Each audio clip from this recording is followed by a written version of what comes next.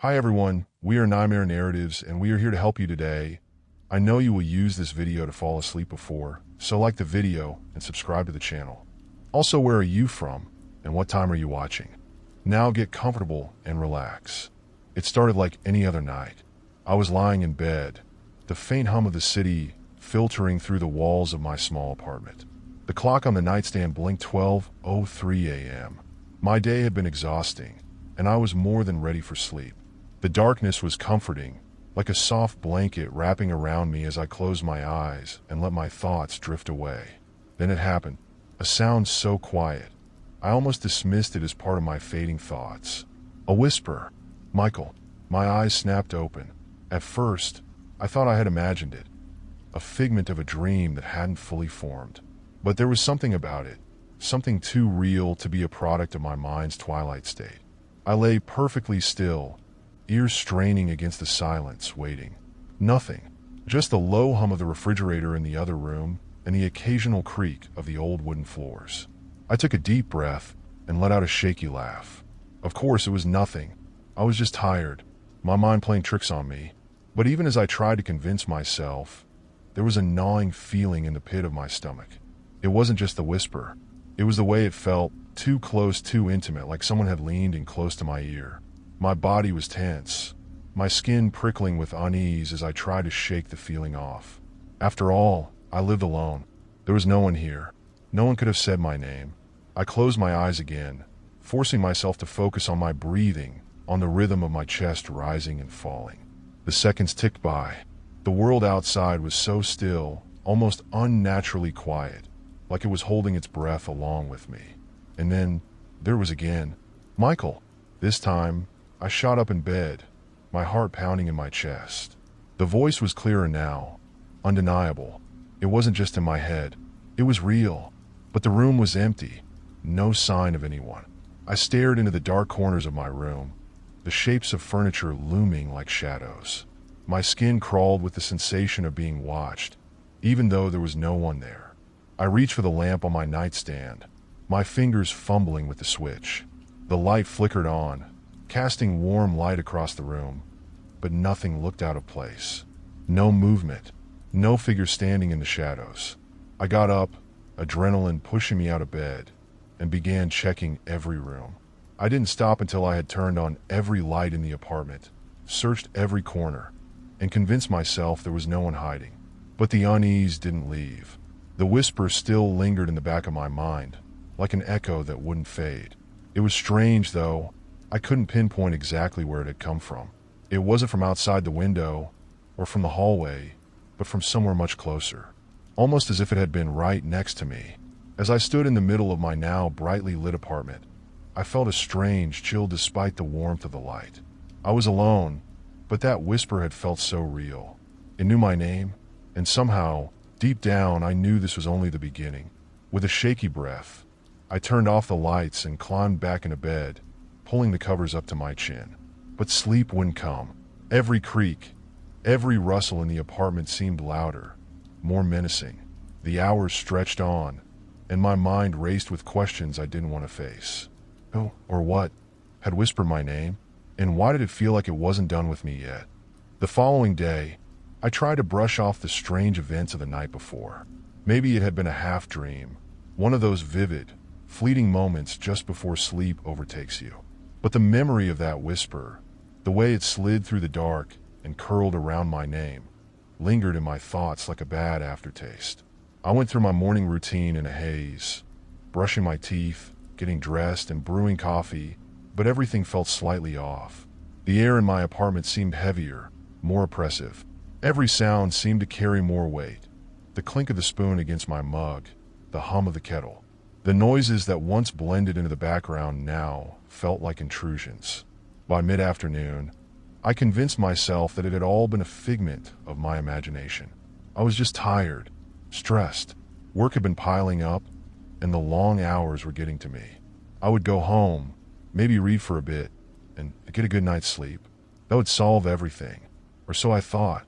That evening, I tried to immerse myself in anything that would take my mind off the whisper. I watched TV, played some music, scrolled mindlessly through my phone. But no matter what I did, I couldn't shake the feeling that something wasn't right. The silence in my apartment felt charged, like static before a storm. As the sun dipped below the horizon and the apartment was bathed in darkness once more, my unease grew. I turned on every light in the place, leaving no room unlit. The small space was suddenly too large, every shadow in the corners too deep. I could feel the presence of something, though I couldn't see it. I settled into bed, feeling the weight of the day pressing down on me, but sleep wouldn't come. I lay there for what felt like hours, staring at the ceiling, trying to convince myself that I was overreacting. My thoughts kept drifting back to the whisper. What if it wasn't a dream? What if it happened again? The clock blinked 2:17 a.m. when I heard it. A soft creak, almost imperceptible. It could have been the old wood settling, but this sound was deliberate, like a footstep. I froze, every muscle in my body tensing. Then came another sound, and another. Slow, cautious footsteps. They were coming from above me. I lived in a top-floor apartment. There was no one above me, no one else who should have been walking around. I felt a chill crawl down my spine as I strained to listen. The steps weren't rushed. They were slow and methodical, as if someone were pacing back and forth, deciding what to do next. I sat up in bed, heart hammering in my chest, my eyes locked on the ceiling. The footsteps stopped. I held my breath, praying for silence. But then a soft tap came. Once, twice. A rhythmic knocking, like someone drumming their fingers. Right above me. The blood drained from my face as I stared at the ceiling. My first instinct was to jump out of bed, but my body wouldn't move. I was frozen in place, heart pounding, hands trembling. The knocking continued, steady and slow, as if whoever, or whatever, was up there was waiting for me to react. Then the knock turned into something else. A slow, deliberate scratching.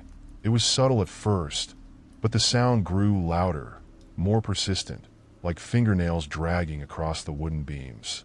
The sound crawled through the ceiling and filled the room, reverberating in my ears. The fear that had started as a low thrum in the pit of my stomach was now a full-blown panic. My breaths came out shallow and ragged as I scanned the room, looking for anything out of place. My gaze drifted toward the window, and that's when I saw it. A shadow. Not just any shadow. A human figure, standing still at the edge of the window, its form barely illuminated by the faint glow of the streetlight outside. My heart skipped a beat, and I scrambled backward, my mind racing to make sense of what I was seeing. But the figure didn't move. It just stood there watching. I blinked, and it was gone. I felt a rush of cold air sweep through the room, making the curtains flutter. But the window was closed. The scratching from above stopped as suddenly as it had started, leaving an eerie, suffocating silence in its wake. I was trembling now, every nerve on edge, waiting for the next sound, the next movement. But nothing came, just the quiet, empty room around me, and the growing realization that whatever was happening, it wasn't over. I stayed awake the rest of the night, my eyes darting between the window and the ceiling, too scared to close them. When the first light of dawn finally broke through the blinds, I was still sitting in bed, clutching the blanket around me like a shield. Something was wrong in my apartment, and whatever it wasn't going to leave me alone. The whispers had started, the footsteps had followed, and now, something was watching me. I didn't know what it wanted, but I had a sinking feeling I was about to find out. Morning brought no relief. Even as the sun filled the apartment with warm light, the weight of what had happened in the night lingered like a bad dream. Except it wasn't a dream. The memory of the shadow by the window, the strange footsteps, and that awful scratching noise gnawed at me, refusing to let go. I tried to rationalize it as best I could. Maybe it was a trick of the light, or the wind rattling something loose in the building. As for the shadow, that was harder to explain. Yet a part of me wanted to believe it had been my mind playing tricks after a sleepless night. But deep down, I knew better. I went through my morning routine as if nothing had happened, but every corner of my apartment felt threatening. The walls that once enclosed a space of comfort now seemed to press in on me, as though the apartment itself was holding secrets. I skipped breakfast and left the apartment in a hurry. I needed to be anywhere but there, and the crowded streets of the city felt safer, like an escape from whatever was happening inside my home. I spent the day wandering aimlessly, stopping at a cafe, browsing through books I had no intention of buying, just trying to keep my mind occupied. By the time I returned home that evening, the sinking feeling in my stomach had returned. The sun was beginning to set, casting long shadows across the hallways of my building as I made my way to my door. My hand shook slightly as I unlocked the door, my heart pounding harder with every passing second. I stepped inside, half expecting something to be waiting for me. But the apartment was still, too still. It was exactly as I'd left it, but the air felt charged, as if something was just waiting to stir. I went about the rest of the evening pretending everything was normal. I cooked dinner, half-heartedly ate a few bites, then sat on the couch trying to distract myself with TV. But my eyes kept drifting to the corners of the room, to the windows, to the ceiling. I couldn't shake the feeling that I wasn't alone. The hours ticked by, and as night fell, the oppressive silence returned. The world outside my window was still alive. Cars passing, people talking, a distant siren wailing. But inside, my apartment felt like a bubble of isolation. I was cut off from everything. By 11 p.m., I couldn't avoid it any longer. I had to go to bed. I hesitated, standing at the door to my bedroom, staring into the darkness within.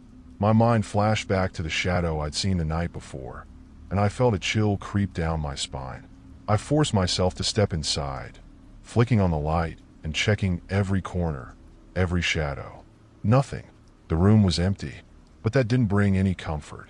I climbed into bed, pulling the covers up to my chin, and stared at the ceiling. The familiar ticking of the clock on my nightstand was the only sound, but it did little to ease my nerves. My ears were tuned into every creak of the floor, every soft hum of the apartment's pipes, waiting for something out of place. It didn't take long. The sound came again, just as it had the night before. The slow, deliberate creak of footsteps from above. My heart raced as I lay frozen, eyes wide open, staring at the ceiling. I knew there shouldn't be anyone up there. The building's roof was above me, a rooftop terrace that was locked at night. But the footsteps were unmistakable. I sat up, trembling. The footsteps stopped. Silence. But then, as if on cue, the scratching began. The sound was faint at first, like the soft scrape of a fingernail against wood, but it quickly grew louder, more insistent.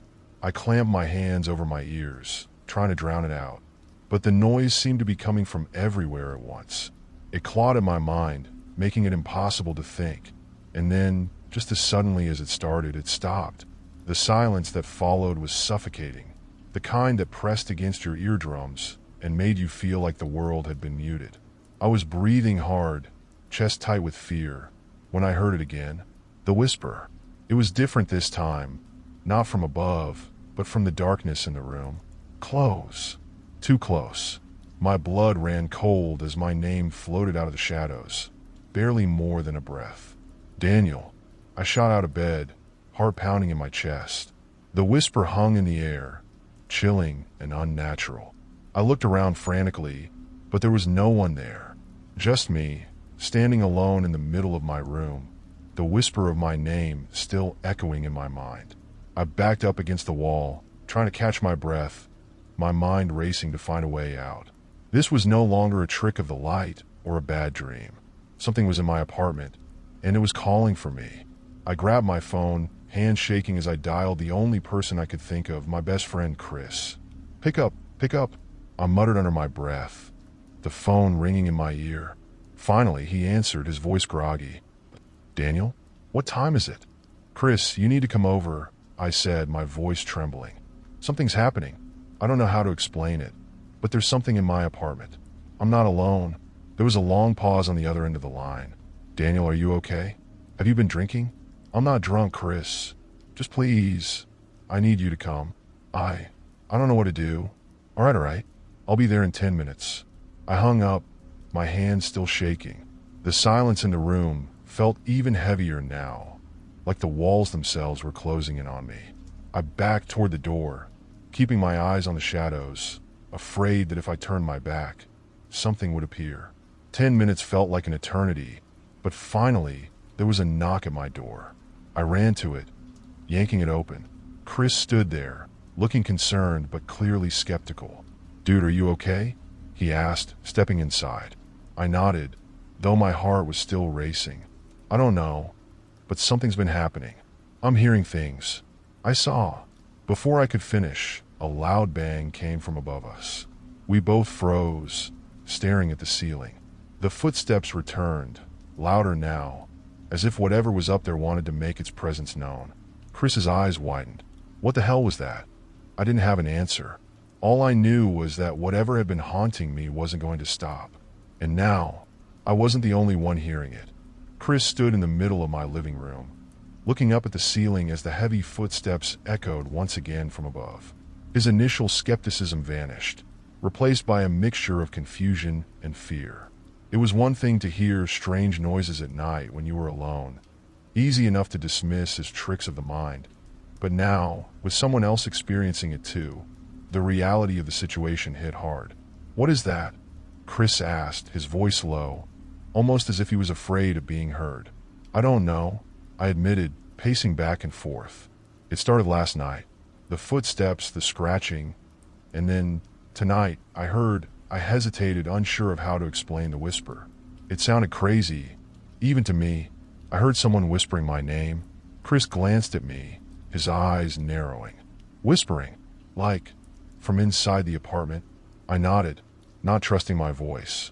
His face paled as he processed what I had just said. He was the kind of person who didn't believe in the supernatural.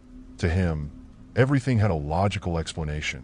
And yet, here we were, hearing footsteps from a place that should have been empty. Without warning, another loud thud echoed from above, this time so strong it seemed to shake the ceiling itself. Chris jumped, his nerves clearly rattled. "Okay, this is insane. Are you sure there's no one else in the building?" "I live on the top floor, Chris. There's nothing up there except the rooftop terrace, and that's locked at night." His eyes scanned the room as if searching for answers, but none were coming. "What do we do?" It was a good question. I had no idea what to do. Call the police? Tell them there were footsteps on my ceiling, and that someone was whispering my name in the dark? They'd probably think I was insane. But then again, what if there really was someone up there? Before I could respond, Chris started moving toward the door. "I'm going up there." I froze. "What? Are you crazy? We have to figure this out, Daniel. You said there's a terrace above, right? If the door's locked, then maybe someone found a way in. Maybe it's just, I don't know, a homeless guy or something." As much as I wanted to find a rational explanation, the thought of someone, or something, waiting on the rooftop terrified me.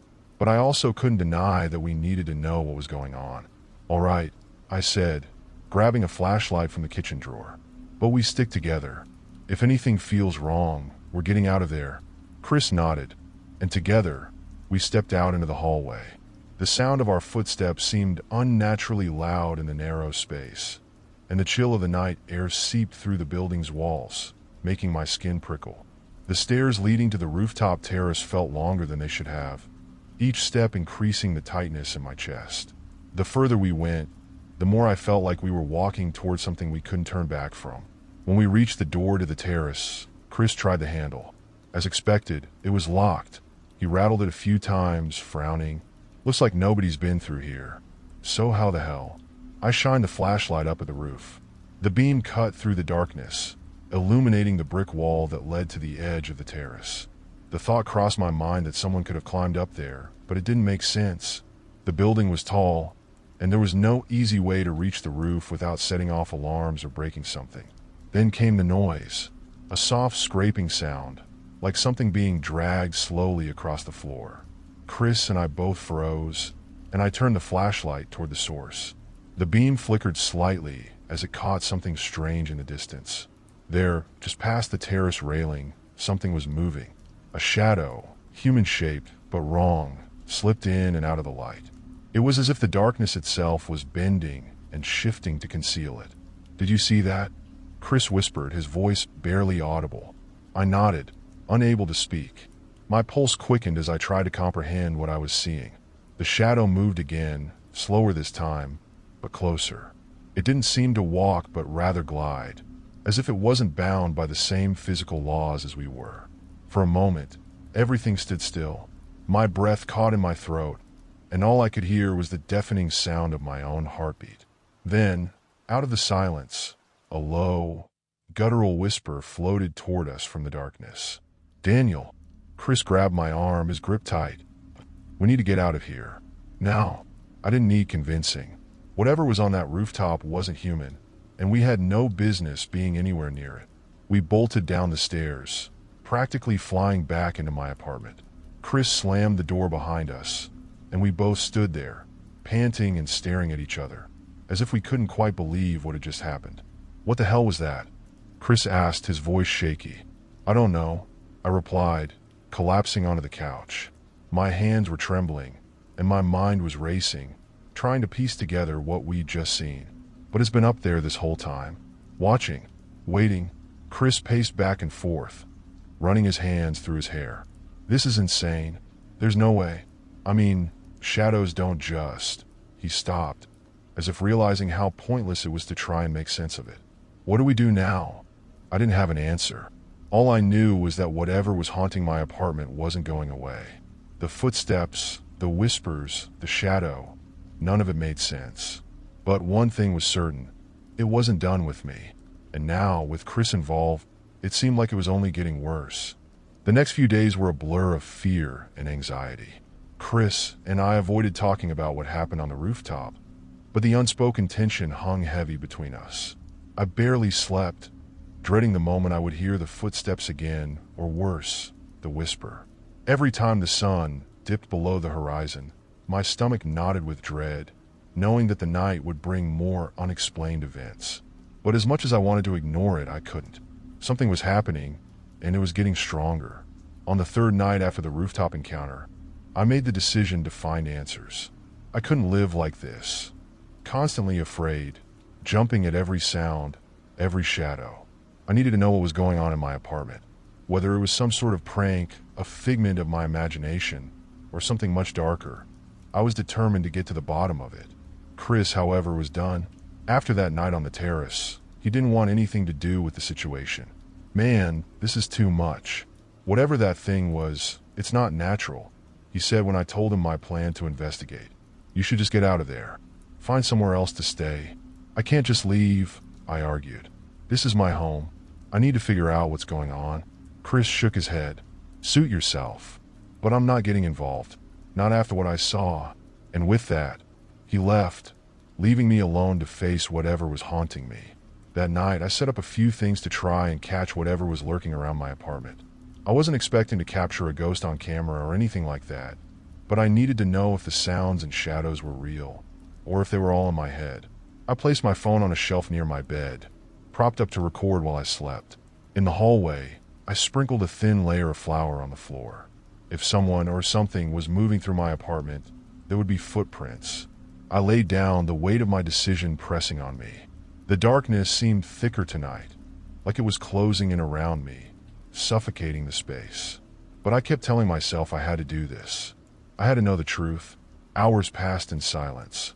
The only sound was the ticking of the clock on my wall, each second dragging longer than the last. I don't remember when I fell asleep, but when I woke, it was to the feeling that something was very wrong. The first thing I noticed was the cold. It was freezing, colder than it had any right to be, even in the middle of the night. My breath came out in short, foggy puffs, and I shivered beneath the covers. Then I heard it, the soft, deliberate sound of footsteps, not coming from above this time, but from right outside my bedroom door. The sound was so close, so deliberate, that it made my skin crawl. The footsteps weren't hurried. They were slow and methodical, as if whatever was out there knew I was awake and was taking its time. I held my breath, my heart pounding in my ears. For a moment, I couldn't move. Fear paralyzed me, rooting me to the bed. The footsteps stopped directly outside my door, and I heard the faintest hint of a whisper. "Daniel." I bolted upright, my eyes wide, searching the dark for any sign of movement. But there was nothing, just the silence of the room, and the icy chill wrapping around me like a suffocating blanket. I scrambled for my phone, my hands shaking as I grabbed it, and checked the recording. My pulse quickened as I pressed play, hoping to catch some proof that I wasn't losing my mind. The video played back in eerie silence for several minutes. The grainy image showed me sleeping soundly, wrapped in my blankets. Then, out of the corner of the screen, something moved. It was subtle at first, just a shadow at the edge of the frame. The shadow seemed to materialize out of the darkness, growing darker and more defined until it resembled the shape of a person. I watched, frozen in horror, as the figure slowly approached the bed. It hovered there for a few seconds, barely discernible in the dim light. And then, as if sensing it was being recorded, it turned toward the camera. There was no face, only a mass of darkness where a face should have been.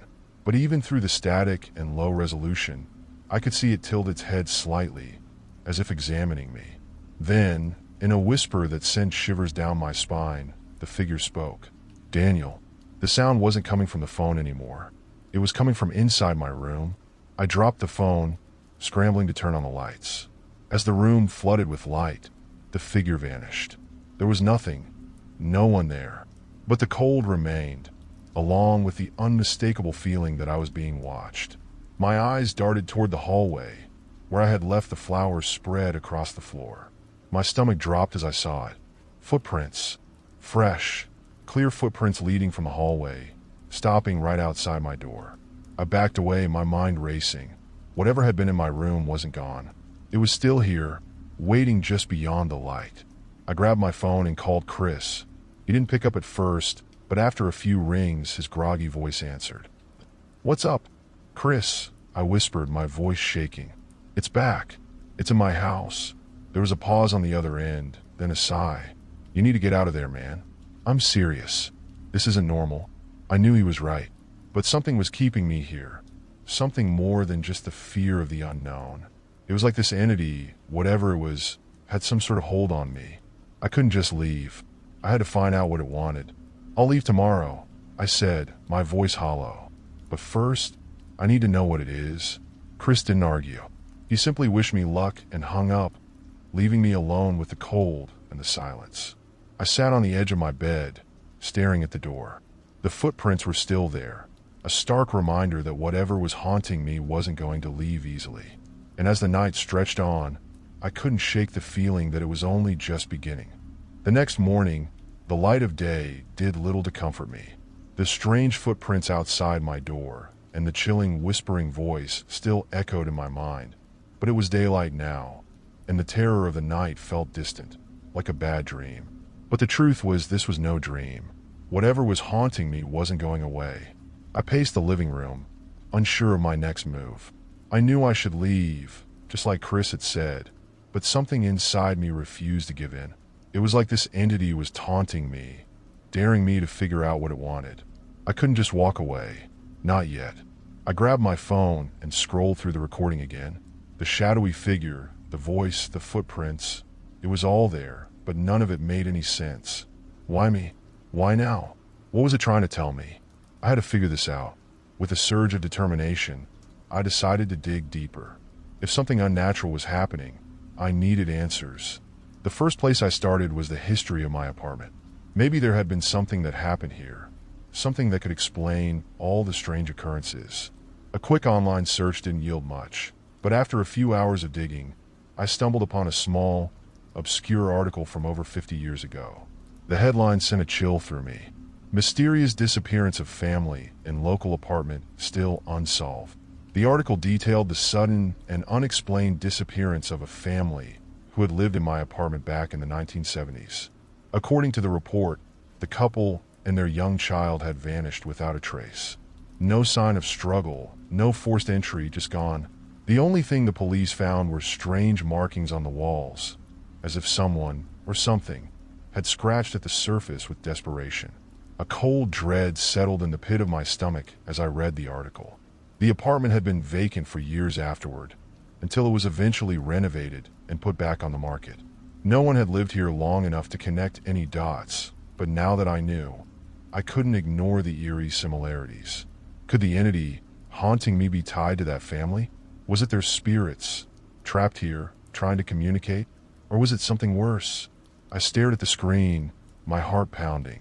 The article didn't provide many details, but it mentioned that the case had been handled by a retired detective, a man named Gerald Myers. If anyone knew more about the case, it would be him. Determined to get answers, I found his contact information and called him. After a few rings, a gruff voice answered. Myers speaking. I introduced myself, explaining that I lived in the apartment where the family had disappeared, and asked if he remembered the case. There was a long pause on the other end before Myers spoke again, his voice heavy with something I couldn't quite place. Regret, maybe, or fear. You shouldn't be living there, he said quietly. That place, it's cursed. Nothing good ever comes from that apartment. Cursed? I asked, my pulse quickening. What do you mean? What happened to that family? Myers sighed, the sound full of years of weight. We never found them. Not a trace. It was like they vanished into thin air. But there were signs. Things I couldn't explain.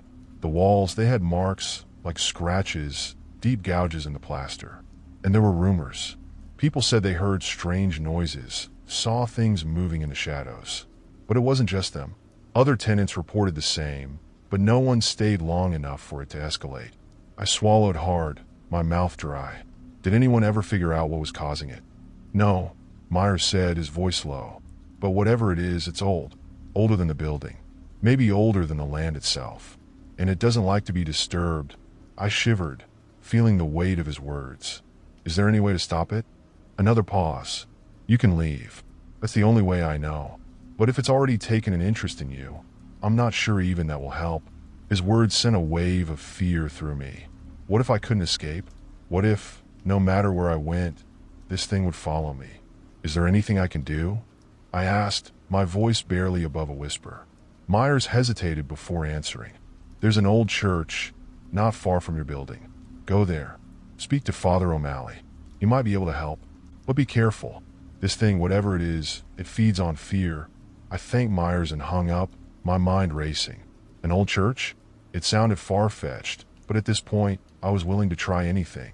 That afternoon, I made my way to the church Myers had mentioned. It was a small, weathered building at the edge of town, with cracked stone steps and ivy creeping up the walls. The air around it felt heavy, almost oppressive, but I pushed forward and entered. Inside, I found Father O'Malley, a kind but weary-looking priest who listened patiently as I recounted everything that had been happening in my apartment. When I finished, he nodded gravely. It's not the first time I've heard of such things, he said. There are forces in this world that we don't understand. Dark forces. And they can attach themselves to places, to people. Can you help me? I asked, desperation creeping into my voice. Father O'Malley considered for a moment before speaking. I can perform a blessing on your apartment. It might not stop whatever is there, but it could weaken its hold on you. But I warn you, if it's as old as you say, it won't go quietly. I nodded, knowing I had no other choice. If I didn't do something, I feared this thing would consume me.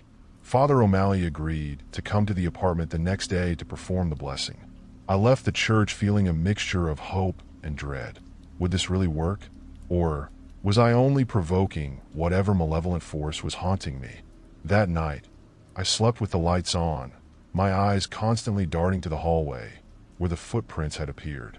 The air felt thick, like it was watching me, waiting for my next move. As the hours crept by, I couldn't shake the feeling that whatever was haunting me wasn't just a ghost or an angry spirit. It was something much older, much darker, and it wasn't done with me yet.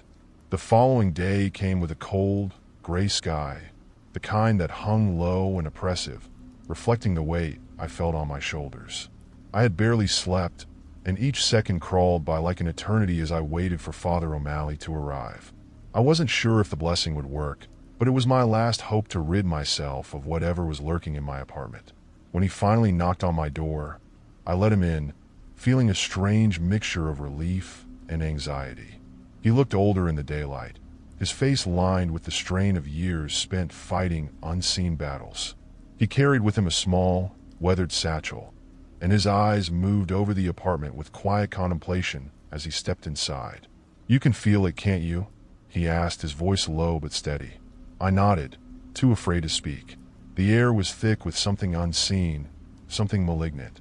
It was as if the apartment itself was holding its breath, waiting for whatever was about to happen. Father O'Malley wasted no time. He pulled a small vial of holy water from his satchel and began walking through the apartment, muttering prayers under his breath. As he moved from room to room, sprinkling the water in each corner. The atmosphere shifted. At first, it felt like the air was pushing back against him, resisting his presence, but gradually, there was a lightness, a small change. It was subtle, but I could feel it. We came to the bedroom last. The moment we stepped inside, a cold wind swept through the room, even though the windows were closed. Father O'Malley paused, his face tightening in concentration. He approached the bed, where the strange footprints had appeared, and sprinkled holy water on the floor. For a moment, nothing happened. Then, the room seemed to darken, as if the very light was being drained away. The temperature plummeted, and I could see my breath hanging in the air. Father O'Malley continued his prayers, louder now, more forceful. His voice echoed in the small room, filling the space with a power I hadn't expected. Suddenly, the shadows in the corners of the room began to move. They stretched and twisted, growing longer and darker, as if something within them was stirring, waking. I stepped back, my heart hammering in my chest, as the air grew thick with an oppressive presence. The same whispering voice I had heard in the dark now filled the room, louder, angrier. "Get out," it hissed, the words sharp and cutting, as though they were being spoken directly into my ear. Father O'Malley didn't flinch. He raised his voice, his prayers booming over the whispers, drowning them out. The holy water sizzled where it touched the floor, and for the first time, I saw something that made my blood run cold. Beneath the bed, something moved. A shadow, darker than the rest, seemed to slither out from under the bed frame, growing and taking shape. I couldn't make out what it was exactly, but it felt wrong, as if the very sight of it defied logic, defied reality. It was a presence, a darkness that seemed alive, and it was furious. The room shook violently, the walls rattling as the entity lashed out. I could hear a low, guttural growl, and the whispers became a cacophony of angry voices, overlapping and incoherent. The lights flickered, casting eerie shadows that danced across the room. "Stay back," Father O'Malley shouted, his voice straining as he threw more holy water at the dark shape. The entity recoiled, hissing in pain, but it didn't retreat. I could feel it, its hatred, its anger. It wasn't just haunting this apartment. It was tied to it, bound in some way I couldn't understand, and it didn't want to leave. Father O'Malley continued his prayers, his voice rising to a near shout, until, with a final cry, the entity let out a piercing screech. The air in the room shifted violently, and for a brief moment, I thought the walls might collapse from the force of it. Then, just as suddenly as it had appeared, the shadow dissipated. The room fell silent, the oppressive weight lifting, leaving behind an eerie stillness. Father O'Malley lowered his hands, breathing heavily. His face was pale, but he gave a small nod of satisfaction. "It's weakened," he said, his voice hoarse. "But it's not gone. This thing is old, and it's tied to this place. It won't be easy to remove completely." I swallowed hard, my throat dry. "So, what now?" "You need to leave," he said, his tone somber. "This apartment is cursed. Whatever that thing is, it feeds on fear, and the longer you stay, the more powerful it becomes. I've bought you some time, but it won't stop until it has what it wants." His words sent a chill through me. "What does it want?" Father O'Malley didn't answer right away. He looked at me with tired, knowing eyes, and I could see that he didn't want to say it aloud. "It wants you," he finally said, the weight of his words sinking deep into my bones. I stood there in stunned silence, my mind reeling. Leave? How could I just walk away from my home, from everything I knew? But deep down, I knew he was right. This wasn't a normal haunting. It was something much darker, much more dangerous. Father O'Malley gathered his things and made his way to the door. Before he left, he turned to me, his face etched with concern. "Don't wait too long," he warned. "The longer you stay, the harder it will be to leave." And with that, he was gone, leaving me alone in the apartment that now felt more like a prison. That night, as I lay in bed, every creak of the floorboards, every shift of the shadows sent my heart racing. I kept the lights on, but even it didn't feel like enough to keep the darkness at bay. The feeling of being watched, of something lurking just beyond the edge of the light, never left me. And then, just as I was drifting off to sleep, I heard it again, a soft, insistent whisper, right beside my ear. It said my name. The whisper of my name hung in the air, chilling me to the core. I shot upright in bed, my pulse pounding in my ears. The room was eerily quiet, but the sensation of being watched was stronger than ever. I looked around, my eyes darting from shadow to shadow, half expecting to see something lurking, waiting. But there was nothing, just silence, thick and heavy, broken only by the sound of my own ragged breathing. I squeezed my eyes shut, trying to calm myself. It's all in your head, I told myself, though the whisper had felt so real, so close. Sleep was impossible after that. I stayed awake, lying rigid in my bed, listening to every sound, every creak of the floorboards, every rustle of the wind outside. My mind was playing tricks on me, turning every little noise into something sinister. The minutes dragged on, stretching into hours. Morning finally came, but the feeling of dread didn't lift. I couldn't shake the thought of Father O'Malley's words. It wants you. I knew I had to leave, but something was holding me back. The apartment had been my home for years, and the idea of abandoning it felt like giving up a part of myself. Besides, where would I go? And what if whatever was followed me?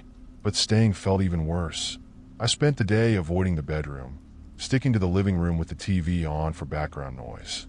The silence had become unbearable. I felt like the walls were closing in on me, like the apartment itself was watching, waiting for the right moment to strike. By afternoon, I decided I couldn't take it anymore. I needed answers. Father O'Malley had said the entity was tied to the apartment, but he hadn't told me how or why. There had to be a reason it was here, a reason it had chosen this place. And me, I began searching through every corner of the apartment, looking for anything out of the ordinary, anything that could explain the strange events. I pulled open drawers, checked behind cabinets, even lifted floorboards in the closet, but nothing seemed out of place. Frustrated, I sat down on the couch, my mind racing. What was I missing? And then I remembered, when I first moved in, the landlord had mentioned something about the previous tenant leaving suddenly. He hadn't gone into details, and I hadn't thought much of it at the time. But now, it seemed like a critical piece of the puzzle. I picked up my phone and dialed the landlord's number. It rang a few times before he answered, his voice gruff. "Yeah, hey, it's me," I said, trying to keep my voice steady. "I was wondering if you could tell me more about the last tenant." There was a pause on the other end, and I could almost hear him frowning. "Why do you want to know?" I just found something strange in the apartment." I lied, hoping it would get him talking. I was curious if it had anything to do with the person who lived here before. Another pause. Then with a sigh he spoke. "Look, I didn't want to freak you out when you moved in, but the last guy who lived there, well, he didn't exactly leave on good terms." My heart skipped a beat. "What do you mean?"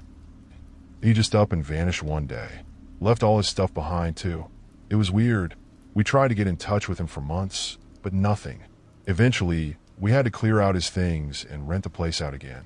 Some people say he had a breakdown, but I don't know. It's like he just disappeared." Disappeared.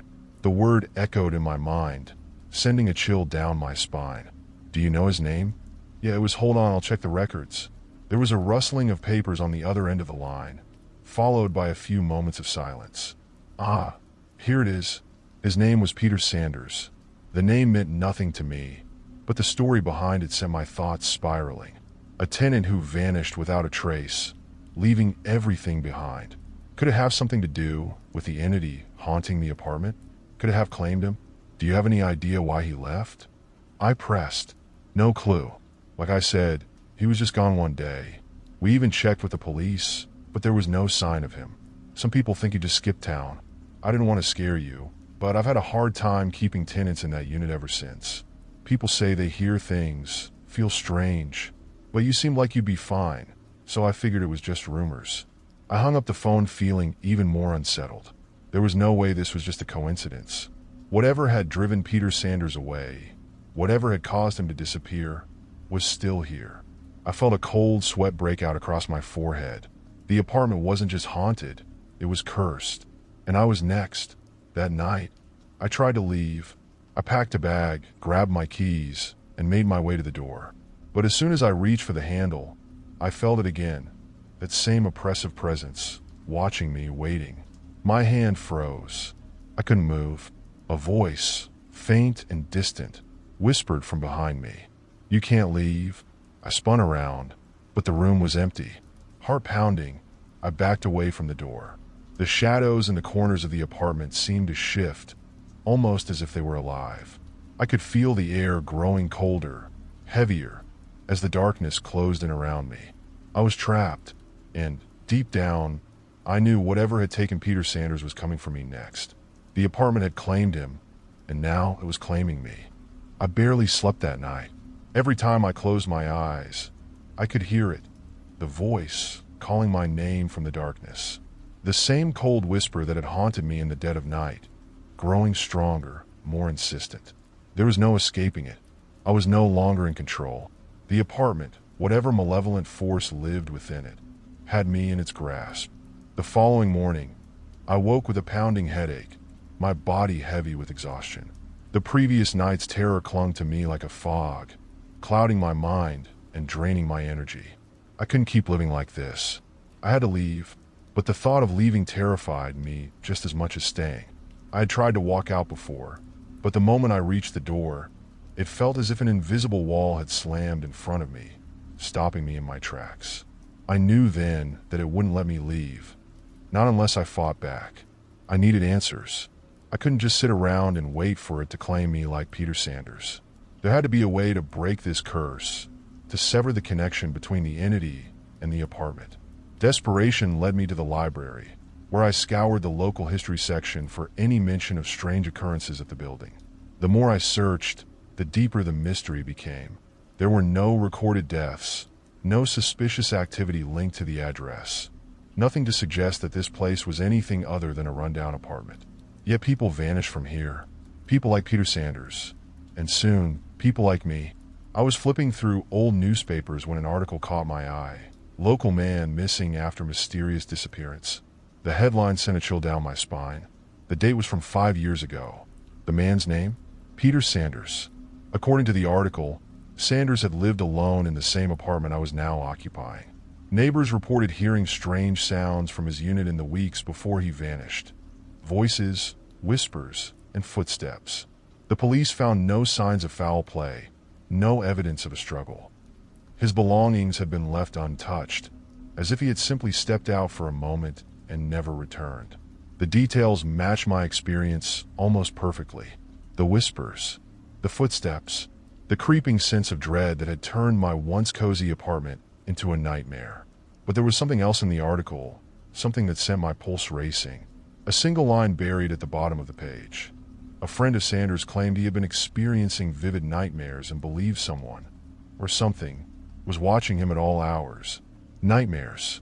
I had been having nightmares too, though I hadn't realized it at the time. Vague, terrifying images of shadowy figures lurking just out of sight, always watching, always waiting.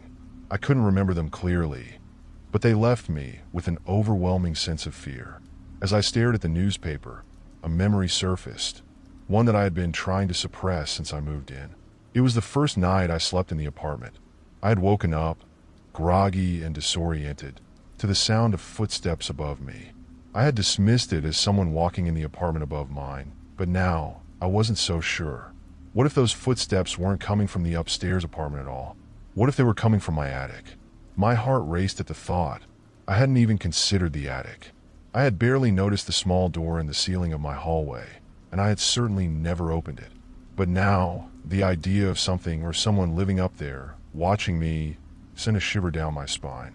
I had to know. If there was something in the attic, I had to confront it. I couldn't keep living in fear, waiting for the shadows to swallow me whole. That evening, as the sun dipped below the horizon, I found myself standing beneath the attic door, staring up at it with a mixture of dread and determination. My hands shook as I pulled over a chair and climbed up, reaching for the handle. The moment I touched it, I felt a rush of cold air, as if the attic itself was breathing. My heart hammered in my chest, but I forced myself to pull the door open. The attic was dark, the faint light from the hallway barely illuminating the space. I grabbed a flashlight from the kitchen and shined it into the black void above me. Dust floated in the beam of light, but otherwise, the attic was eerily still. I climbed the rickety ladder, my legs trembling with each step. The air up there was heavy, thick with the smell of mildew and something else, something rancid. As I pulled myself up into the attic, the flashlight flickered. I froze, my breath catching in my throat. The beam steadied again, but the unease lingered. I swept the light across the small space, revealing nothing but boxes and old furniture covered in dust. But then I saw it. In the far corner of the attic, just out of the flashlight's reach, there was something that didn't belong. I moved closer, my pulse quickening with each step. It was a small box, old and weathered, hidden beneath a layer of dust. My hands trembled as I knelt down and wiped the dust away. There was no lock, just a simple clasp holding the lid shut. I hesitated, my mind racing with questions. What was inside? Could this be the key to understanding the entity? Or would opening it unleash something far worse? With a deep breath, I opened the box. Inside was a single photograph, yellowed with age. I held it up to the light, my hands shaking. The photo was of a man standing in front of the apartment building, smiling. But it wasn't the man that caught my attention. It was the figure standing behind him. A shadowy figure, just barely visible, its eyes glowing faintly in the darkness. I dropped the photo, my heart pounding in my ears. The figure, it was the same one I had seen in my nightmares, the same one I had felt watching me in the apartment. And it was getting closer. I scrambled down the ladder, slamming the attic door shut behind me. My mind was spinning, my body shaking with fear. The entity wasn't just in the apartment. It was tied to the building, tied to the people who lived here, and now it had its sights set on me. But I wasn't going to let it win. I grabbed my phone and dialed Father O'Malley's number, my fingers trembling. He picked up after a few rings, his voice calm but concerned. "I need your help," I said, my voice barely above a whisper. It's coming for me." There was a pause on the other end of the line. Then, with a tone of quiet urgency, he replied, "I'll be there in an hour. Don't do anything until I arrive." I hung up the phone, my hands shaking. Father O'Malley was my last hope, the only person who might be able to stop this thing. But an hour felt like a lifetime, and I wasn't sure I had that long. The whispers started again, louder this time, calling my name from the shadows. I was running out of time. The shadows seemed to stretch and flicker, undulating in response to my fear. I could feel the presence coiling around me, whispering dark promises in a voice that chilled me to the bone.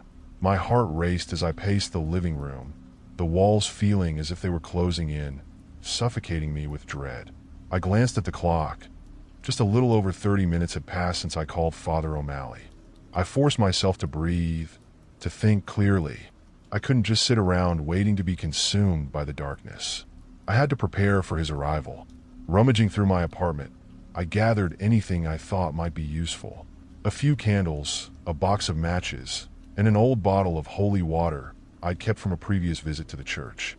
As I stacked the items on a coffee table, I caught sight of myself in the mirror. My eyes were wild, my skin pale.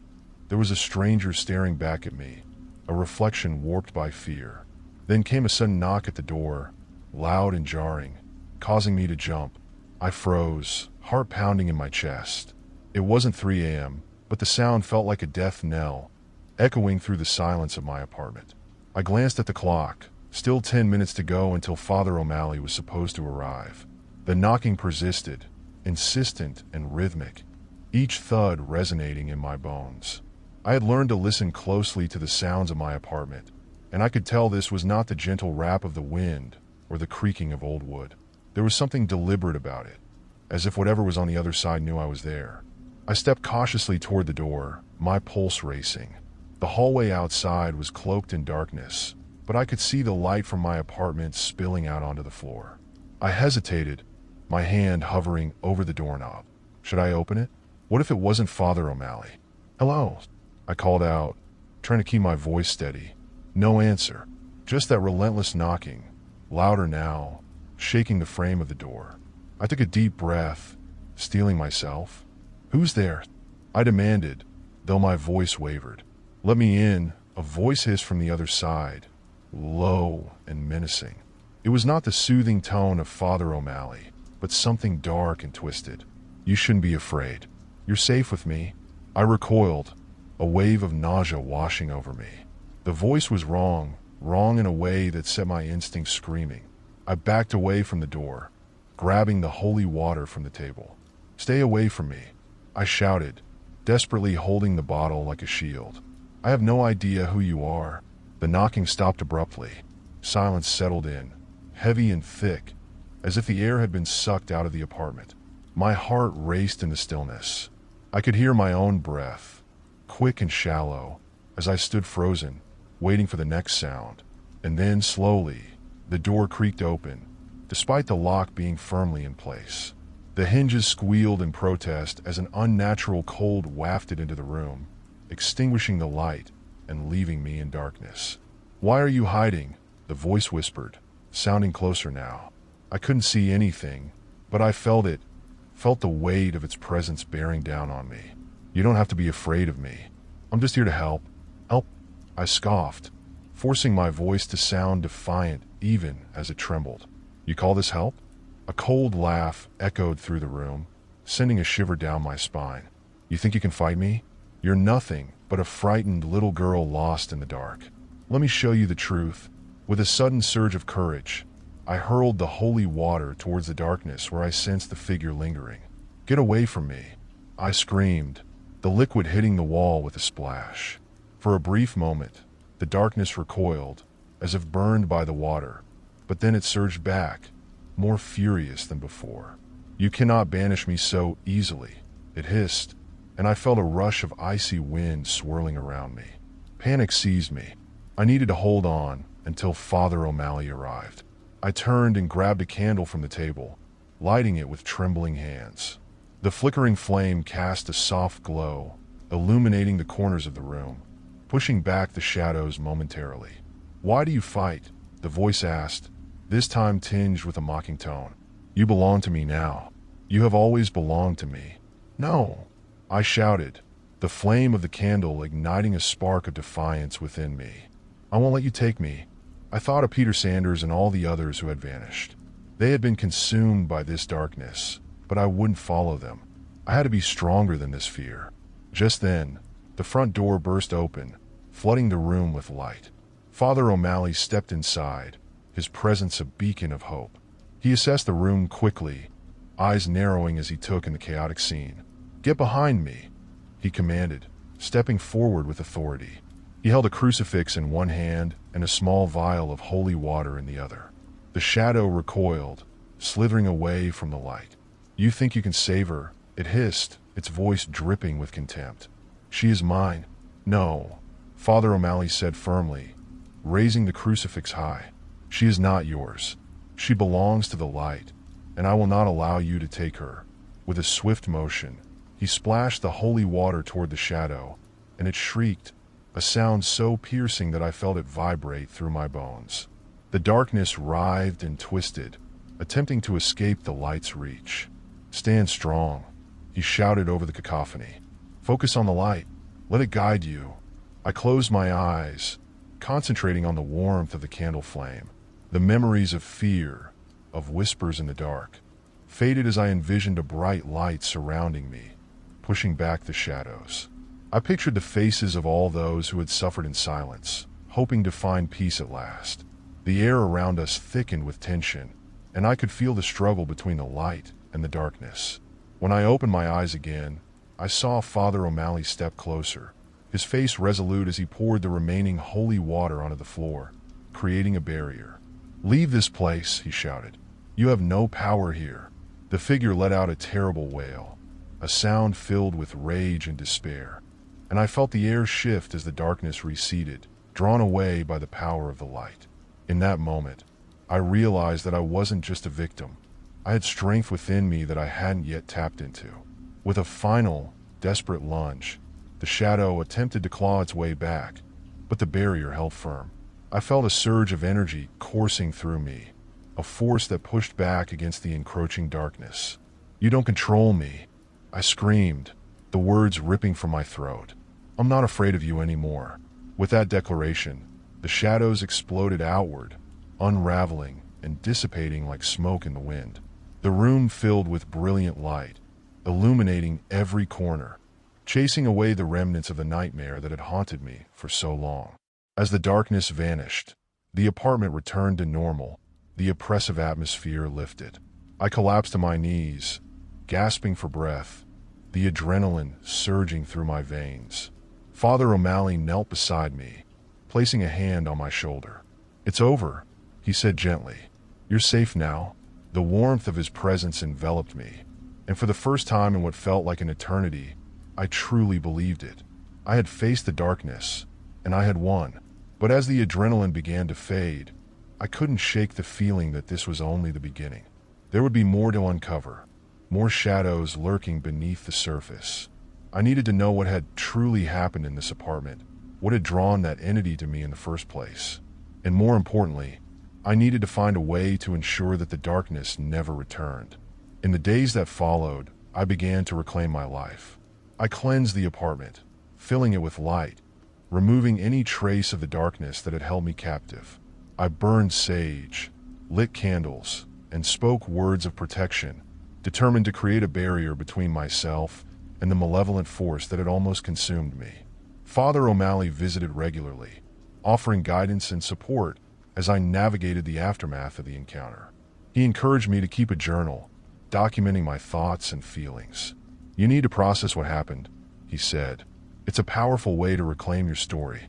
As I wrote, I felt the weight of the experience begin to lift. I poured my emotions onto the pages, reflecting on my fears and the strength I hadn't known I possessed. Each word became a step toward healing. I also delved deeper into the history of the apartment, researching not just Peter Sanders, but also the building's past. The more I uncovered, the more I realized how intertwined our stories had become. Peter had lived in the apartment for years before he vanished, but he hadn't been the first. There were rumors of hauntings, whispers of an evil presence that had plagued previous tenants. Each story echoed the same theme, a darkness that thrived on fear, feeding on those who had once called the space home. It became clear to me that the entity had been drawn to my fear, to the lingering shadows of my own past. I'd given it power, allowing it to thrive in my anxiety and doubt. But I wouldn't let it define me. I reached out to the families of the previous tenants, hoping to connect with those who had suffered similar experiences. Together, we began to share our stories, to heal collectively. It was a powerful reminder that we were not alone, that the darkness could be fought and conquered. As weeks turned into months, I began to feel a sense of peace settle over me. The nightmares that had once plagued my sleep faded, replaced by dreams filled with light and hope. I still felt the shadows lurking at the edges of my mind, but now I had the strength to confront them. One evening, as I sat on my balcony watching the sunset, I heard the familiar knock at my door. My heart raced for a moment, but then I smiled, knowing it was just Father O'Malley coming to check on me. "Good evening," he called out cheerfully as I opened the door. "How are you holding up?" "I'm doing well," I replied, my smile genuine. "I've been writing a lot, and I feel lighter." He nodded, a knowing smile on his face. "That's wonderful to hear. Remember, the shadows may linger, but you have the power to keep them at bay." We sat together, talking about everything and nothing, and for the first time in a long time, I felt a sense of normalcy. I had come so far, transforming the fear that had once consumed me into a strength that propelled me forward. But as we talked, I couldn't shake the feeling that the darkness hadn't been completely vanquished. There were still secrets hidden in the walls of my apartment, and I was determined to uncover them, to ensure that the entity would never return to torment me or anyone else. As the sun dipped below the horizon, casting long shadows across the room, I made a promise to myself to continue shining a light in the darkness, to uncover the truth, and to never let fear dictate my life again. With the warmth of friendship and community surrounding me, I began to transform my apartment into a space of healing. I filled it with plants, artwork, and books, creating a sanctuary that reflected the strength I had found within myself. But the past still lingered in the corners, a reminder of the shadows I had battled. I decided it was time to confront those ghosts once and for all. I organized a gathering with the families I had connected with, inviting them to my apartment to share their stories and to heal together. As we gathered around the table, I could feel the energy in the room shift. There was a palpable sense of hope, of collective strength that pulsed through us. One by one, we shared our experiences, each story echoing with the same themes of fear, loss, and ultimately, triumph. As we spoke, I realized that our lives were woven together in ways we couldn't fully understand, connected by the shadows that had once threatened to consume us. As the night deepened, we lit candles and placed them in a circle, symbolizing our shared journey toward healing. We spoke words of affirmation, of love and light, banishing the darkness that had held us captive for so long. In that moment, I felt a weight lift from my shoulders, as if the shadows had finally been released. We were no longer victims of our past. We were survivors, warriors of light ready to face whatever challenges lay ahead. In the weeks that followed, I dedicated myself to advocacy, reaching out to local organizations that supported individuals dealing with trauma and mental health struggles. I shared my story, emphasizing the importance of community and connection in healing. It became my mission to help others find their own strength, to show them that even in the darkest of times, there is a flicker of hope waiting to be ignited. I led workshops, encouraging people to share their stories, to confront their fears, and to take back control of their lives. As I immersed myself in this work, I found a deeper purpose. The shadows that had once tormented me became a source of inspiration, reminding me of the strength that lay within every individual. One afternoon, while I was organizing a community event, I received a call from a local news station. They wanted to feature my story, highlighting the journey of healing and resilience that had blossomed from the darkness. As I stood in front of the camera, sharing my journey with the world, I felt an overwhelming sense of gratitude. I had transformed my fear into strength, my darkness into light. And as I spoke, I could feel the energy of the community surrounding me, supporting me, lifting me higher. The shadows may always be present, but I had learned to embrace them, to turn them into a source of empowerment. With each passing day, I continued to weave my story into the tapestry of others, shining a light on the importance of connection, compassion, and resilience. The past no longer defined me. It had become a stepping stone toward a brighter future. As I looked back on my journey, I realized that the darkness I had faced had not been an enemy, but a teacher, guiding me toward the light within myself. And with that realization, I knew I was ready for whatever came next, ready to face the future with strength and courage. In the depths of my soul, I knew the battle was far from over, but I welcomed the challenge. I would continue to fight for those who felt lost in the shadows, helping them discover the strength they had within. And as I stepped into the future, I did so with the light of hope guiding my way, determined to create a world where darkness could never win. Months later, I stood on the balcony of my apartment, gazing at the vibrant sunset that painted the sky in hues of orange and pink. I felt a sense of peace wash over me as I reflected on my journey. The shadows that had once haunted me now served as reminders of the strength I had discovered within myself. I was no longer a victim.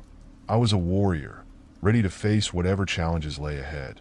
I had learned that the light we seek often resides within us, waiting to be ignited. And as I embraced that light, I knew I could face any darkness that threatened to encroach upon my life. With a renewed sense of purpose, I turned back to the warmth of my apartment, ready to continue my journey of healing, not just for myself, but for others as well. The shadows may still linger, but now I had the power to transform them, to turn fear into strength, and to shine brightly in the face of adversity. With hope in my heart and light guiding my path, I was ready for the next chapter of my life, a chapter filled with love, resilience, and the unwavering belief that even in the darkest of times, we can find our way back to the light. If you like the story, don't forget to subscribe and like the video. Let's begin the next story. Every night, as the sun dipped below the horizon and darkness cloaked the world, I found myself retreating into the familiar confines of my car. My commute home from work, usually a mundane journey, had transformed into something far more unsettling. Each evening, I followed the same winding road, the headlights slicing through the thickening shadows of the trees lining the asphalt. But it wasn't the darkened landscape that set my nerves on edge. It was what I saw in the rearview mirror. At first, it was just a flicker, a fleeting glimpse of movement that my mind struggled to comprehend. I dismiss it as the tricks of a tired brain. Yet, night after night, it became impossible to ignore. A figure appeared behind me, always cloaked in the shadow of my back seat, its presence a cold whisper against my neck. The details remained elusive. Was it a man or a woman? All I could make out were vague shapes and the way the light seemed to bend around them, distorting their outline. Each time I glanced in the mirror, my heart would skip. I would drive faster, my pulse quickening with every turn, desperately hoping to shake whoever it was. The trees blurred past, the sound of my tires against the pavement becoming a distant hum. I tried to convince myself it was just a figment of my imagination, a cruel joke my mind was playing after long days filled with stress. But the feeling of being watched was overwhelming, and it grew stronger with each passing night. On one particularly restless evening, the air felt different. The wind outside howled, rattling the branches and creating a symphony of eerie sounds. I turned the radio up, hoping to drown out the noise, yet the voice in my head persisted. "You need to look again." It was a simple thought, yet it felt like a command, pulling me deeper into dread. As I neared the final stretch of my drive, the road twisted sharply, and I knew I had to confront the sensation that gnawed at my sanity. I took a deep breath and risked another glance in the rearview mirror, half expecting to see nothing. But instead, the figure was there, clearer this time. Its eyes, hollow and dark, seemed to bore into me, and I felt a chill run down my spine. I swerved slightly, the car veering just enough to remind me I was still in control. The figure was gone in an instant, swallowed by the shadows of the car's interior, yet the weight of its presence lingered. I couldn't shake the feeling that I wasn't alone, even as I parked in my driveway and killed the engine. Stepping out, I glanced over my shoulder, the darkness enveloping me like a thick fog. The streetlights flickered above, casting an unsettling glow, but I saw nothing unusual. Just the same quiet neighborhood that had welcomed me home countless times before. Shaking off the chill, I hurried to the front door, my heart pounding as I fumbled with the keys. Inside, the familiar sounds of the house greeted me. The creaking of the floorboards, the distant hum of the refrigerator, and the silence that felt too loud, too empty. I locked the door behind me, but the feeling of being watched didn't fade. I settled onto the couch, flicking on the TV for a distraction, but the unease clung to me like a second skin. That night, I drifted into an uneasy sleep, dreams filled with darkness and shadows. And in the depths of those dreams, I felt a presence lurking just out of sight, waiting for me to awaken, waiting for the next night when the ritual would begin anew. As I drifted off, I couldn't shake the feeling that the figure in my rearview mirror was not just a product of my imagination. It was something more, a warning, a promise, or perhaps a glimpse into a truth I was not yet ready to confront. The next day, I vowed to pay closer attention. I needed to unravel the mystery behind the figure haunting my commute. Little did I know, the answers would lead me down a path I could never have anticipated, one that would change everything I believed about my reality. Morning came, bright and insistent, but the sunlight did little to dispel the shadows of the night before. I brewed coffee, its rich aroma filling the kitchen, but it couldn't mask the lingering dread that wrapped around me like a fog. The mundane tasks of breakfast and getting ready for work felt distant, overshadowed by the need to understand the haunting figure that had become a part of my nightly routine. As I prepared to leave, I took a deep breath and looked into the rearview mirror one last time. The seat was empty, just as it should be, yet the absence of the figure did little to calm my racing heart. I drove to work with a tight grip on the wheel, each stoplight becoming a moment of anxiety as I scanned my surroundings. Was it out there, lurking, waiting for the right moment to reveal itself again? Arriving at the office, I was met with the usual bustle of co-workers and the dull hum of conversations.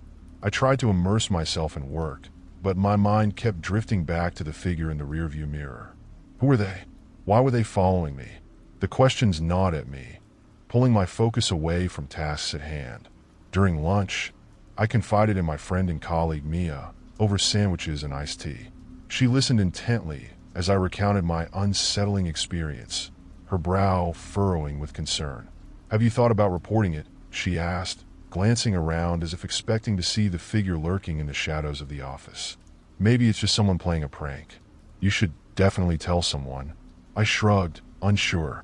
Reporting it felt drastic, almost like acknowledging a fear that I couldn't fully comprehend. What would I even say? "I see a ghost in my rearview mirror." "Not a ghost," she insisted, her tone serious. "But it could be someone stalking you. It's better to be safe than sorry." Her words hung in the air, and I knew she was right. I decided to take action, if only to put my mind at ease. That afternoon, I left the office early, heading straight for the local police station. The familiar brick building loomed ahead, its presence both reassuring and intimidating. Inside, I was greeted by the starred fluorescent lights and the soft murmur of conversations at the front desk.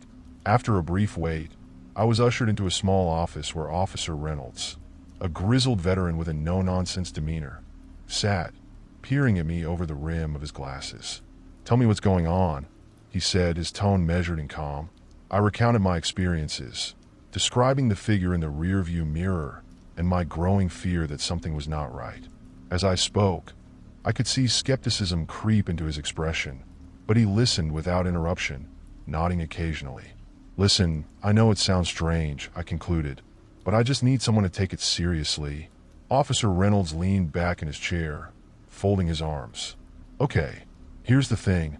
We get a lot of calls about strange sightings, especially around this area. It's probably just a case of your imagination running wild, but I can file a report. If something happens, we'll have it on record." I felt a rush of disappointment, but also a flicker of relief. At least I was taking a step. He handed me a form to fill out, and as I did, I couldn't shake the feeling that the figure was more than just a trick of the light or a figment of my imagination. That evening, as I made my way home, I was hyper-aware of every shadow and movement around me. The road seemed darker, the trees closing in as if they were keeping secrets. I prepared myself for the drive, my heart racing as I approached my neighborhood. Each turn felt like a descent into uncertainty.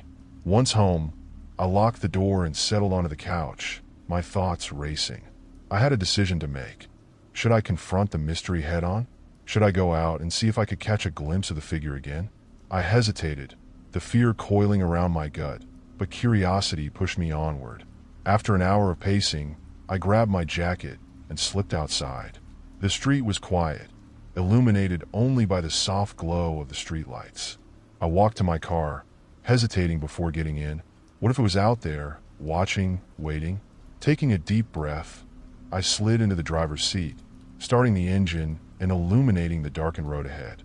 I drove slowly this time, keeping my eyes fixed on the rearview mirror, half expecting to see that same figure. Each minute felt like an eternity, the anticipation hanging heavy in the air.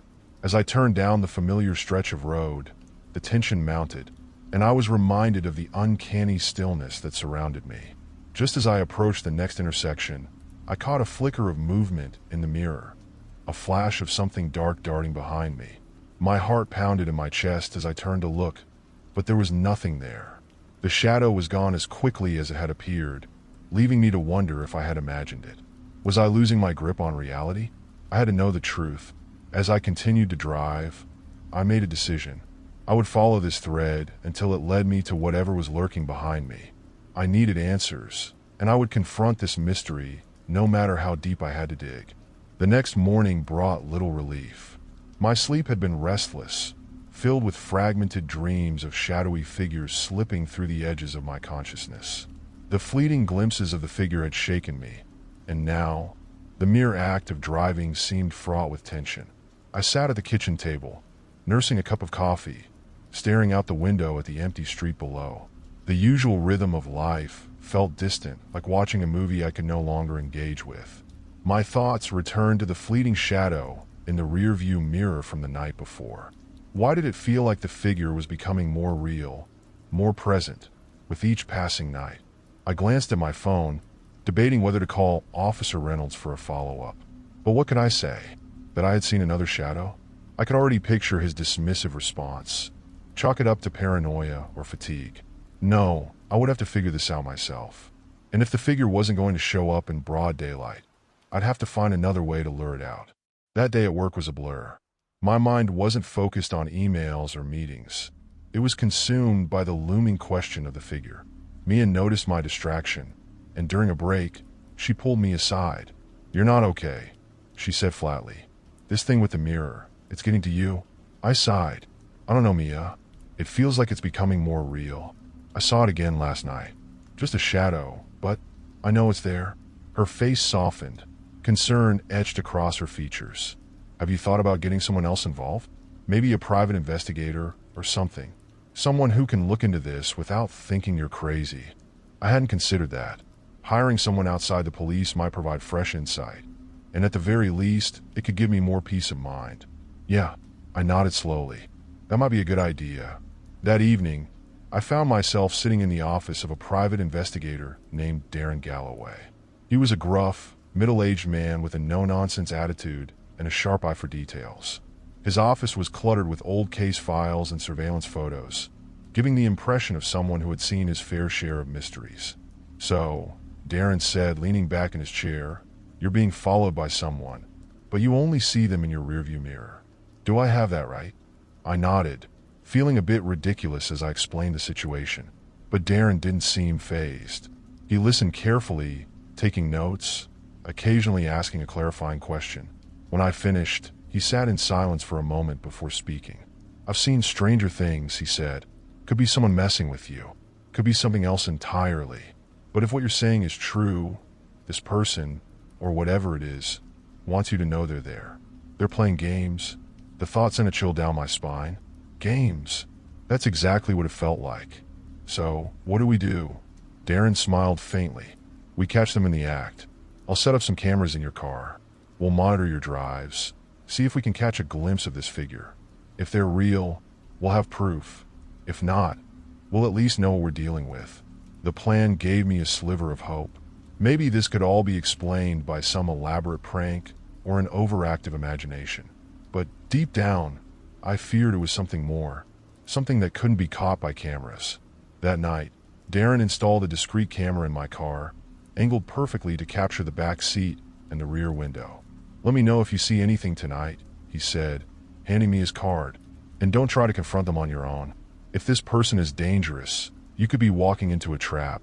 His words lingered in my mind as I drove home, the camera quietly recording every moment.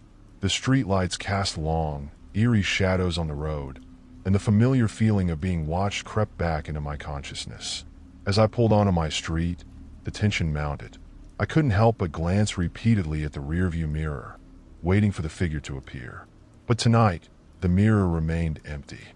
The back seat was just as it should be, silent and still. Relief washed over me as I parked in the driveway, but it was short-lived. Just as I turned off the engine, my phone buzzed. A message from an unknown number. My heart skipped a beat as I opened it. "I know you're watching." I froze. The message was simple, but it sent a wave of fear crashing over me. Whoever, or whatever this was, they were aware of the cameras. They were playing with me, taunting me. I rushed inside, locking the door behind me, my hands trembling. My first instinct was to call Darren, but I hesitated. If the figure knew about the camera, would it even show up again? And what did they want from me? That night, I barely slept. Every creak of the house, every whisper of the wind outside felt like a threat. My thoughts spiraled, each one darker than the last. Was I being hunted?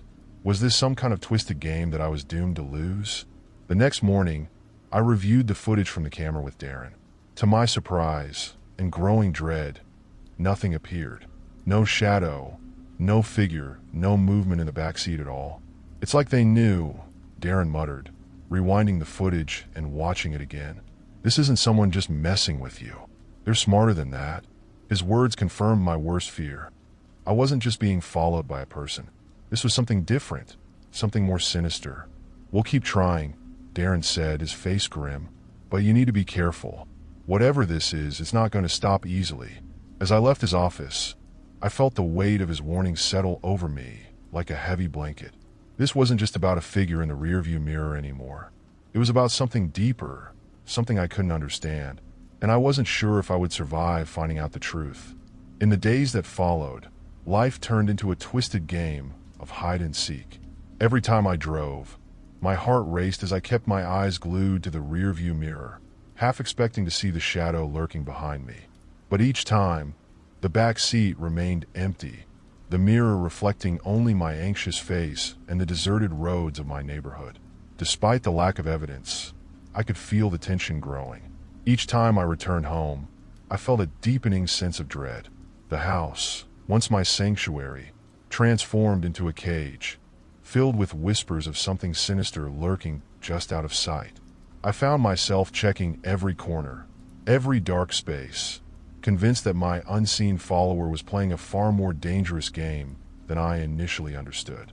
Mia, noticing my increasingly anxious demeanor, pushed me to take action. "You can't just sit around and wait for something to happen," she urged during our lunch break. "You need to confront this. Go out one night, maybe to a friend's place, and see if you still feel the same way." I considered her suggestion, but couldn't shake the feeling of vulnerability. The thought of exposing myself to whatever haunted me felt like signing my own death warrant. Still, I understood that avoiding it wouldn't make it disappear. It was time to reclaim my life, and that meant confronting the fear head-on. That Friday, I decided to visit an old friend, Jessica, who lived a few towns over. It had been a while since we had seen each other, and I hoped a night of laughter and comfort could ease my troubled mind. Before leaving, I took one last look in the rearview mirror, my heart pounding in my chest. As I drove, the familiar route offered little solace. I turned on the radio, seeking distraction in music, but even the upbeat tunes couldn't drown out the nagging feeling of being watched. The landscape sped by, each tree and street lamp a reminder of how far I was from home. I could almost hear the whispers in my head, urging me to turn back, warning me that I was stepping into a trap. After a long drive, I finally pulled up to Jessica's cozy suburban home. Her warm smile greeted me at the door, and for a moment, I felt a weight lift off my shoulders. As we settled into her living room, surrounded by the familiar warmth of friendship, I tried to push aside my fears.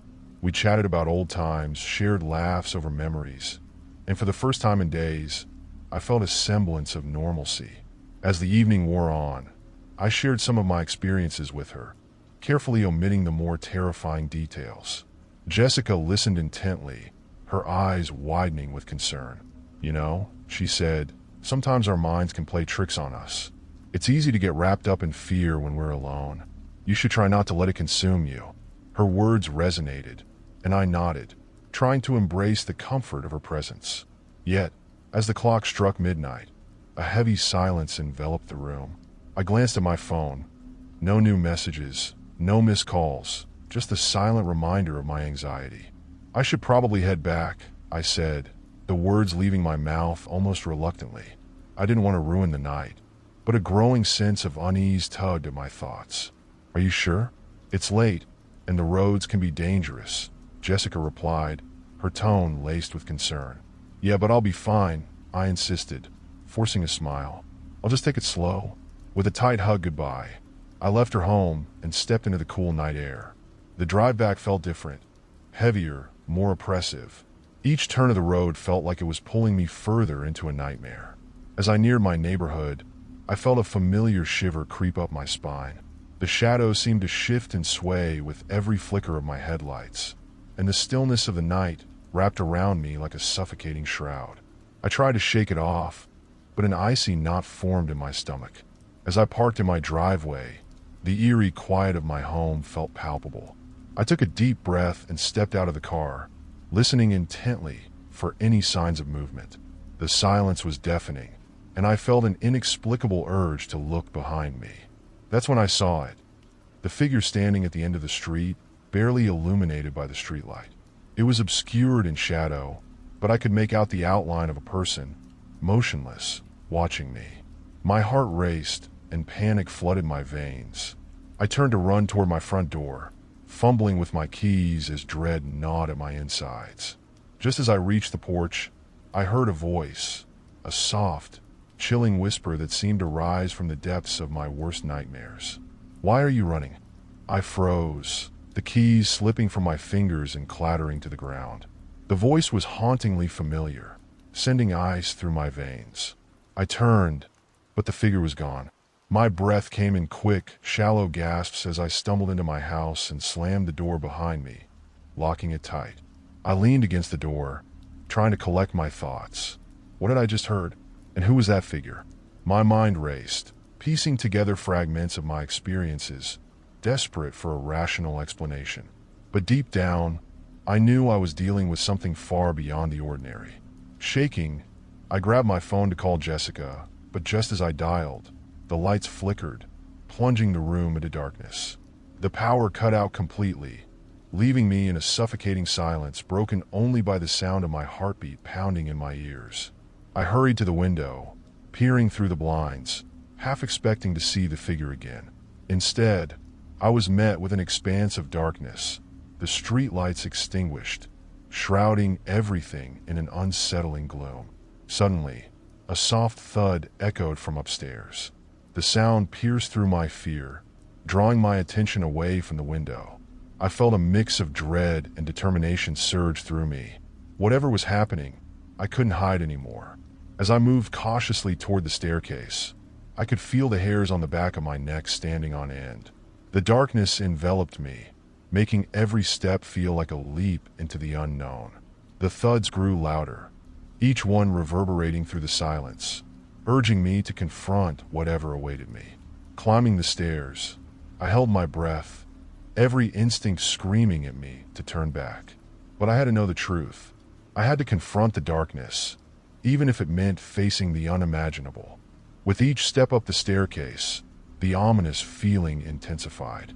The darkness around me felt thick, like a living entity that was waiting to pounce.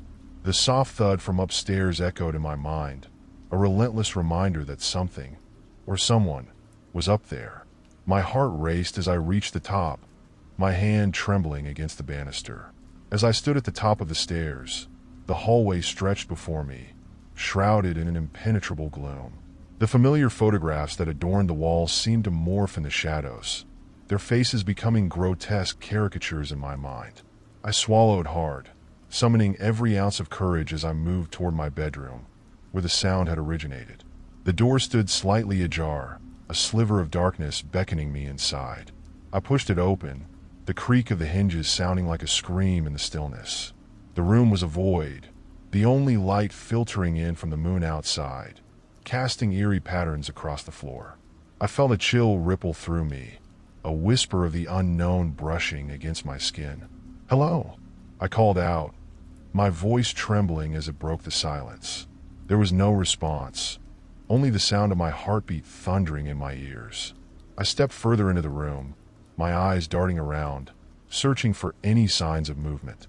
Nothing seemed amiss at first glance. My bed was undisturbed, and the closet doors were closed tightly. But the air felt charged, thick with tension, and I sensed that something was waiting just beyond the reach of my sight. Then, from the corner of my eye, I caught a fleeting movement. I turned sharply, but it was gone, leaving only the lingering chill in the air. I took a deep breath, steeling myself against the rising tide of fear. I needed to be logical, to think clearly. Maybe it was just my imagination playing tricks on me, stress from the car, and the creeping shadows that seemed to follow me everywhere. Perhaps it was a figment of my mind, a reflection of my anxiety that was manifesting in physical form. But as I took another step forward, the thud came again, this time louder and more insistent, like a heartbeat reverberating through the walls. I flinched, glancing toward my closet. It felt as if something was trying to escape, to break free from its confines. "Get a grip," I whispered to myself, fighting against the rising panic. I approached the closet, my heart pounding like a drum. I took a deep breath and reached for the door handle, hesitating for just a moment. With a swift motion, I yanked the door open, bracing myself for whatever might be lurking within. The closet was empty, clothes hanging neatly, casting long shadows in the dim light. Relief washed over me, but it was short-lived. I turned to leave when a sudden movement caught my eye, a rustling from beneath the bed. My breath hitched as I dropped to my knees, peering under the bed. The darkness felt suffocating, as I strained to see. There it was again, a shadow darting just out of reach, almost like a wisp of smoke. "Is anyone there?" I asked, my voice barely above a whisper. A chilling silence followed. I strained my ears, listening for any sign of life, but the only sound was the pounding of my heart echoing in the stillness. In an act of desperation, I reached under the bed, my fingers brushing against something cool and solid. I pulled it into the light, revealing an old, dusty shoebox. The sight sent a shiver down my spine. I didn't remember putting it there. Opening it carefully, I discovered a collection of items: a rusted key, a frayed photograph of a family I didn't recognize, and a tattered notebook filled with hastily scrawled notes. I flipped through the pages, and the words made my blood run cold. "The shadows come when the clock strikes 12. They whisper secrets in the dark. Trust no one, not even yourself."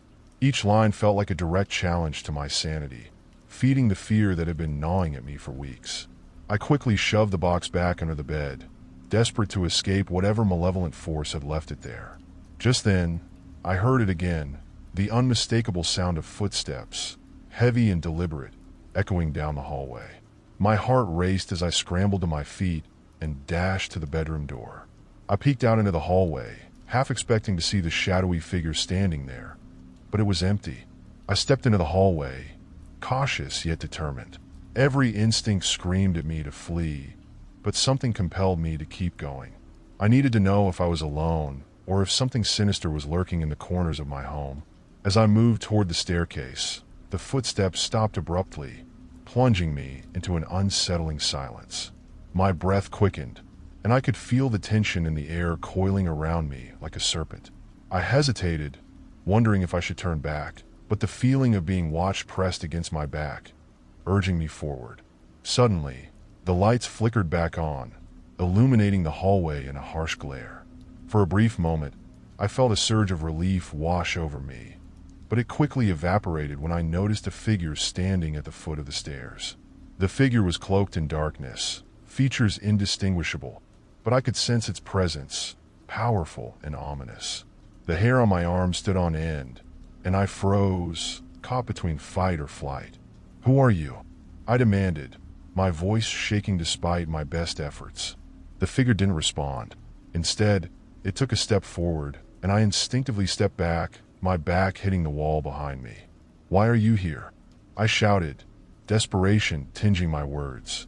And then, in a voice that chilled me to the bone, it whispered, "I've been waiting for you." The whisper hung in the air like a dark cloud, suffocating and oppressive. Every instinct screamed at me to run, yet I was paralyzed, caught in the haunting gaze of the figure that loomed before me. It was as if time had stopped, and all I could do was stare into the abyss of those shadowy depths, searching for any hint of humanity. "What do you want?" I finally managed to utter, my voice cracking under the weight of fear. I forced myself to take a step back, moving toward the safety of the hallway that connected to the rest of the house. But the figure didn't advance. Instead, it tilted its head slightly, as if contemplating my question. The silence stretched, taunting me, wrapping around my throat like a noose. My heart raced, each beat echoing in my ears as I desperately sought an escape. Just when I thought the figure might dissolve into the darkness, it spoke again, its voice low and guttural. "You've been chosen." "Chosen for what?" I countered, frustration mingling with my terror. The lack of clarity only amplified the dread that coursed through me. I was done playing games. "For the truth," it replied, stepping closer, its form more defined in the light. I could see a hint of a face now, shadowy, indistinct features that sent shivers down my spine. "You seek answers, do you not?" I swallowed hard, trying to muster the courage to confront this entity that had invaded my home, my life. "I want to know who you are and what you've done." My voice rang with a mix of anger and fear. "Why are you in my house?" The figure paused, as if weighing its next words carefully. "You've seen the signs, the whispers in the dark, the shadows at the edge of your vision. They've been there for you. They are coming for you too." Panic rose in my chest. "What do you mean? Who's coming?" "The ones who came before," it said, gesturing vaguely toward the house around us. The ones who chose to ignore the signs, the ones who thought they could escape. My mind raced, piecing together the fragments of my memories, the strange occurrences, the shadows that moved when I wasn't looking, the feeling of being watched. What did they do? I asked, my voice trembling. They were blind to the truth, and it cost them dearly, the figure warned, taking another step closer. But you have a chance to change your fate. I shook my head, disbelief battling against the instinct to run. I don't want any part of this. Just leave me alone. The figure's expression hardened, the shadows around it swirling as if alive. It's too late for that. You're already entangled in the web. You cannot run from what you are meant to face. Every instinct in me screamed to escape, but the figure held me in place, its presence as tangible as the walls surrounding us. Why me? I asked, desperate for understanding. What makes me special? Your curiosity is a beacon, it replied, its voice low and filled with an unsettling calmness. You have sought the truth where others have turned away. That makes you a target. Suddenly, the lights flickered again, plunging the hallway into darkness. The figure seemed to dissolve into the shadows, its voice echoing from the void. Find the key, and you may yet unlock the door to your salvation. But beware, the cost of knowledge is steep. Wait, I shouted, but my voice was swallowed by the darkness. The figure was gone, leaving me alone in the chilling silence.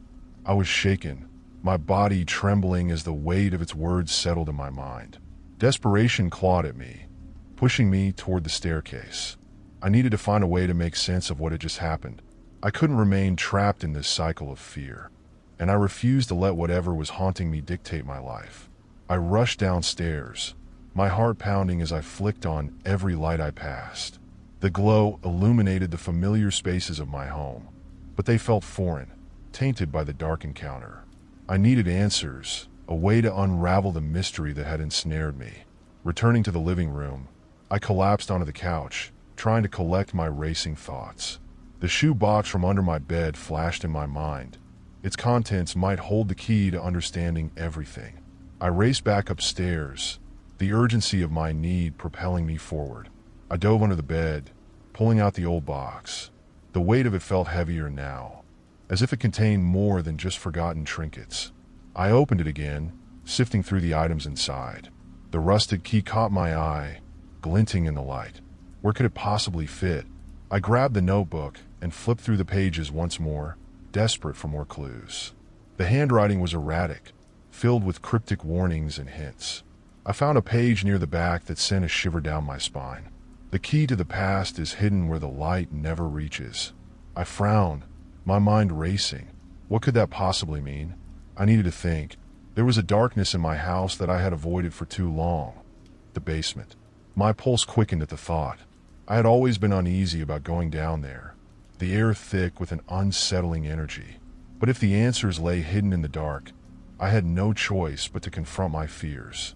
With renewed determination, I set the box down and made my way to the basement door. The handle felt cold in my hand, and I hesitated for a moment, recalling the figure's warning. But I pushed through the fear, opening the door and descending into the abyss below.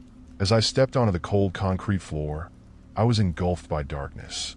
The only sounds were the soft creaks of the house settling around me and the faint hum of the furnace. I fumbled for the light switch, flicking it on. The overhead bulb flickered to life, casting long shadows across the room. Old furniture was piled into corners, and forgotten boxes lay scattered about. My heart raced as I surveyed the space, scanning for anything that might lead me to the truth. I took a deep breath, moving deeper into the basement, the air growing colder with each step. The sensation of being watched crept back into my mind, and I fought the urge to turn and run. I had to find out what lay hidden here. Whatever darkness awaited me, I would face it head on. Suddenly, a noise broke the silence, a faint scratching sound coming from the far corner. My heart jumped, adrenaline flooding my veins. I crept forward, my breath shallow as I strained to listen. It was getting louder, a relentless scraping that sent chills down my spine. I approached the source, my pulse quickening. As I reached the end of the room, I peered into the shadows. What I saw made my blood run cold. A small door, partially hidden behind a stack of boxes. The scratching was coming from inside. I took a step back, heart pounding, torn between curiosity and fear. What was behind that door? What or who was trying to get out? The air in the basement felt thick and heavy, pressing against my chest as I stood before the small door. Every instinct screamed at me to run, to retreat from whatever horror lay behind it. But I was paralyzed by a mix of fear and determination. The scratching had stopped, replaced by an eerie silence that seemed to mock my hesitation. Taking a deep breath, I stepped closer, the wooden door looming over me like a sentinel guarding a dark secret. Its surface was weathered, splintered in places, and a rusted latch held it shut. I could feel a strange energy emanating from it, pulling me in, urging me to discover the truth. With trembling hands, I reached out to grasp the latch. The metal felt cold and unyielding beneath my fingers. I hesitated for a moment, recalling the figure's words about the cost of knowledge. What if I opened this door and unleashed something I couldn't control? But I couldn't back down now. I had already delved too deeply into this nightmare. I needed answers. I had to know what this door hid. I pushed down on the latch, the metal creaking as it released. With a deep breath, I pulled the door open, bracing myself for whatever lay beyond.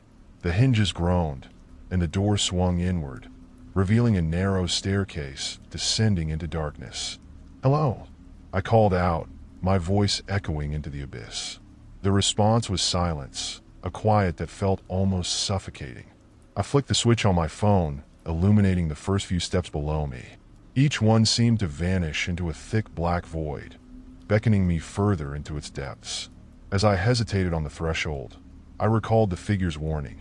The key to the past is hidden where the light never reaches. I stepped forward, each step echoing in the confined space. The stairs felt cold and damp beneath my feet, and a chill ran up my spine. The descent felt eternal, and with every step, the air grew heavier, saturated with an unsettling stillness. I could barely see ahead, but I pressed on, driven by an insatiable need to uncover the secrets hidden away in the dark. Finally, I reached the bottom, my heart pounding in my chest. The faint glow from my phone illuminated a small room lined with shelves filled with old, dusty items, boxes, books, and forgotten relics. My breath caught in my throat as I took in the scene, sensing the weight of countless forgotten memories surrounding me. As I stepped inside, the door creaked closed behind me, and I turned to find myself enveloped in shadows. Panic surged, but I forced myself to stay calm. I had to focus. I swept my phone's light across the room, searching for anything that might hold the answers I sought. In the corner, a battered trunk caught my eye, its lid slightly ajar. I approached cautiously, heart racing, and knelt beside it. The trunk was worn and old, but something about it seemed familiar. I lifted the lid, and dust erupted in a cloud, swirling around me.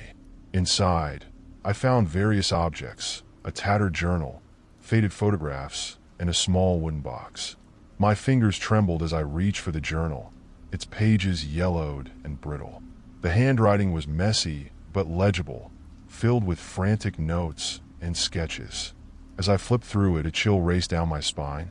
The entries were dated over several years and were filled with obsessive details about shadows, figures in the dark, and encounters with a voice whispering in the night. The last entry sent a jolt through me. I can feel it watching me. I've seen it in my dreams. It knows my name. If you find this, do not ignore the signs. It will come for you, and you won't be able to escape. My heart raced as I absorbed the words, realizing the previous owner had experienced the same terror I was facing. I turned the page and discovered a series of drawings, crude but eerily familiar representations of the shadowy figure I had encountered. In a frenzy, I rummaged through the trunk, pulling out the small wooden box. I pried it open, and my breath caught in my throat. Inside lay a rusted key, identical to the one I had found in my bedroom. This was the key that could unlock the door to the truth, or the door to my doom. The scratching noise from earlier echoed in my mind, and I couldn't shake the feeling that something was lurking just beyond my perception. I turned to leave, but a low voice cut through the silence. "You shouldn't have come here." I spun around, phone held high, illuminating the far corner of the room. The shadows seemed to coalesce, and from the darkness, the figure materialized once more, its presence suffocating and oppressive. "Why do you keep coming back?" it asked, voice dripping with disdain. "Haven't you learned your lesson?" I'm trying to understand," I stammered, my voice trembling. "What do you want from me?" It stepped closer, the shadows wrapping around it like a cloak. "You've already made your choice. Knowledge has a price, and you're about to pay it." My heart raced as I looked for a way out, the memories of the journal's warnings flooding my mind. The figure was closing in, its features indistinguishable, but filled with a sinister energy that made me feel like prey. In that moment, something inside me shifted. I wasn't just a victim. I was done living in fear. I raised the key high, my voice steady. "I won't let you control me." The figure paused, an almost palpable tension hanging in the air. "You think you can resist?" it hissed, the shadows around it flickering ominously. "Show yourself," I demanded, stepping forward, fueled by a newfound courage. "If you're going to take something from me, I want to see what I'm up against." The room filled with an unsettling laughter, a sound that echoed off the walls like a sinister melody. "Very well," it replied, slowly peeling away the shadows that cloaked its form. I braced myself as the figure began to reveal itself, a grotesque distortion of features twisting into something resembling a face. The eyes were voids of darkness, a reflection of my deepest fears. And then it spoke, its voice reverberating through the air. "You've opened the door, but can you handle what lies beyond?" The figure stood before me, its grotesque face twisting in a macabre semblance of a smile. I could feel the weight of its presence pressing down on me, each heartbeat resonating in the oppressive atmosphere.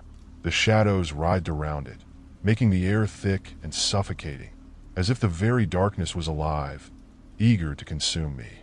"What do you want?" I managed to ask, my voice wavering slightly. I held the key tightly in my hand, a fragile symbol of my resolve. It leaned closer, the stench of decay wafting over me. "I want to show you the truth of your fears, your regrets, and your forgotten past. You came seeking answers, and now you'll have to confront what you've ignored for so long." I felt a shiver run down my spine. What did it mean by my past? My memories surged forth, shadows from my childhood, whispered secrets, the darkness that had lingered ever since I was a child, the nightmares that haunted my sleep, and the eerie feeling of being watched. "Your memories are a prison," the figure continued, its voice dripping with malice. "And every night, I watch as you try to escape them, but you can't, not until you confront the truth." Suddenly, the room around us began to shift and warp, the walls melting away like wax under heat. I stumbled backward, trying to maintain my balance, as the ground beneath me morphed into a swirling vortex of darkness. The shadows stretched and twisted, pulling me into an endless abyss. "No, this isn't what I wanted," I shouted, panic flooding my senses. I clutched the key tightly, but it felt useless against the overwhelming force surrounding me. The figure laughed, a chilling sound that echoed in the void. "You can't escape your truth. It will always find you, even in the darkest corners of your mind." With a sudden jolt, the darkness enveloped me completely, and I was thrust into a memory, a scene from my childhood, vivid and haunting. I stood in my old room, the walls adorned with colorful posters and toys scattered across the floor. I was a child again, oblivious to the terror that lurked beyond my innocence. The sound of laughter filled the air, but it was different. It was darker, tinged with malice. I turned to see my younger self, playing happily, unaware of the eyes watching from the shadows. Suddenly, the atmosphere shifted. The laughter turned to screams, and the room began to distort. The walls closed in, and I felt the suffocating weight of fear pressing down on me. I turned to the corner, where the shadow lingered, and there it was, the figure I had seen in my dreams, a haunting reflection of my childhood fears. "You thought you could leave me behind," it whispered, its voice a serpent's hiss. "But I am a part of you, woven into the fabric of your being." I wanted to scream, to run, but my feet felt rooted to the ground. The realization hit me like a ton of bricks. The figure was not just a manifestation of my fear. It was a reflection of all the pain I had buried deep within me. "You can't hide from me," it taunted, stepping closer. "You've built your life around denial, but I will always be here, lurking in the shadows, waiting for you to acknowledge me." Tears welled up in my eyes as I struggled to comprehend the truth. "No, I don't want this," I shouted, voice cracking. "I want to be free." The figure's laughter echoed around me, and it extended a skeletal hand, palm facing up. "Then embrace me, acknowledge your past, and only then can you hope to break free." As its words sunk in, I realized I couldn't continue running. I had to confront the darkness, the fears that had haunted me for so long. I took a deep breath, forcing myself to step forward, bridging the gap between us. "I accept you," I whispered, the words trembling on my lips. "I accept my past. I won't let you control me any longer." In that moment, the atmosphere shifted, the shadows receded, and the air lightened, almost as if the weight of the darkness had lifted. The figure paused, surprise flickering across its distorted features. "What did you say?" it asked, its voice barely above a whisper. "I accept you," I repeated, louder this time. "I accept the pain, the fear, and the darkness that comes with it. You are a part of me, but you do not define me." The room around us began to dissolve, the swirling darkness breaking apart like fragile glass. The figure stepped back, its expression twisting in anger and disbelief. "You think you could just walk away? You can't escape me." But as I spoke those words, the key in my hand began to glow, radiating warmth and light. The shadows recoiled, as if they were being burned away by the light emanating from the key. With newfound strength, I thrust the key forward, aiming it directly at the figure. "I can break this cycle. I will no longer be a prisoner of my past." The light burst forth, engulfing the room in a brilliant glow. I felt a surge of power as the shadows evaporated, leaving only the warmth of light in their wake. The figure shrieked, a sound filled with rage and disbelief, before it was consumed by the light. As the darkness dissipated, I felt the weight lift from my shoulders. The swirling void vanished, and I found myself back in the small room of the basement, the trunk still open before me. The key lay in my hand, still glowing softly. I took a deep breath, feeling a sense of peace wash over me. I had faced my fears, confronted the shadows, and emerged stronger. The journey wasn't over, but I had taken the first step toward reclaiming my life. With a newfound resolve, I closed the trunk, sealing away the remnants of my past. I turned to leave the basement, ready to face whatever lay ahead. The darkness might have lurked in the corners of my mind, but I was no longer afraid. I had faced the figure that haunted me, and now I would carry the light of my acceptance with me, illuminating the path forward. As I climbed the stairs back to the familiar warmth of my home, the memory of the basement faded into the background, but the sense of victory lingered. I had faced my deepest fears, and while I knew they would always be a part of me, they no longer held the same power. Each step I took felt lighter, as if the very air around me had shifted. I emerged into the living room, the sunlight streaming through the windows, illuminating the space with a golden glow. For the first time in a long time, it felt like home again. The clutter of my everyday life, books piled high, scattered art supplies, and half-finished projects, no longer seemed suffocating. Instead, it was a canvas waiting for my renewed creativity. I glanced at the clock. It was late afternoon. I could still hear the echoes of the past in my mind, but they were no longer whispers of fear. They were reminders of where I had come from, of the battles I had fought. I had always been afraid to confront those memories, but now I felt an unexpected urge to embrace them. Pulling out my sketchbook from a nearby pile, I began to draw. The pencil glided across the page, transforming the chaos of my mind into art. Images of the figure from the basement danced across the paper, but instead of a monster, I portrayed it as a shadowy guardian, a protector of my buried fears. The more I sketched, the more I understood. My past was not something to be feared, but to be integrated into my story. As the hours slipped away, the sun dipped below the horizon, casting long shadows across the room. My hand ached, but I couldn't stop.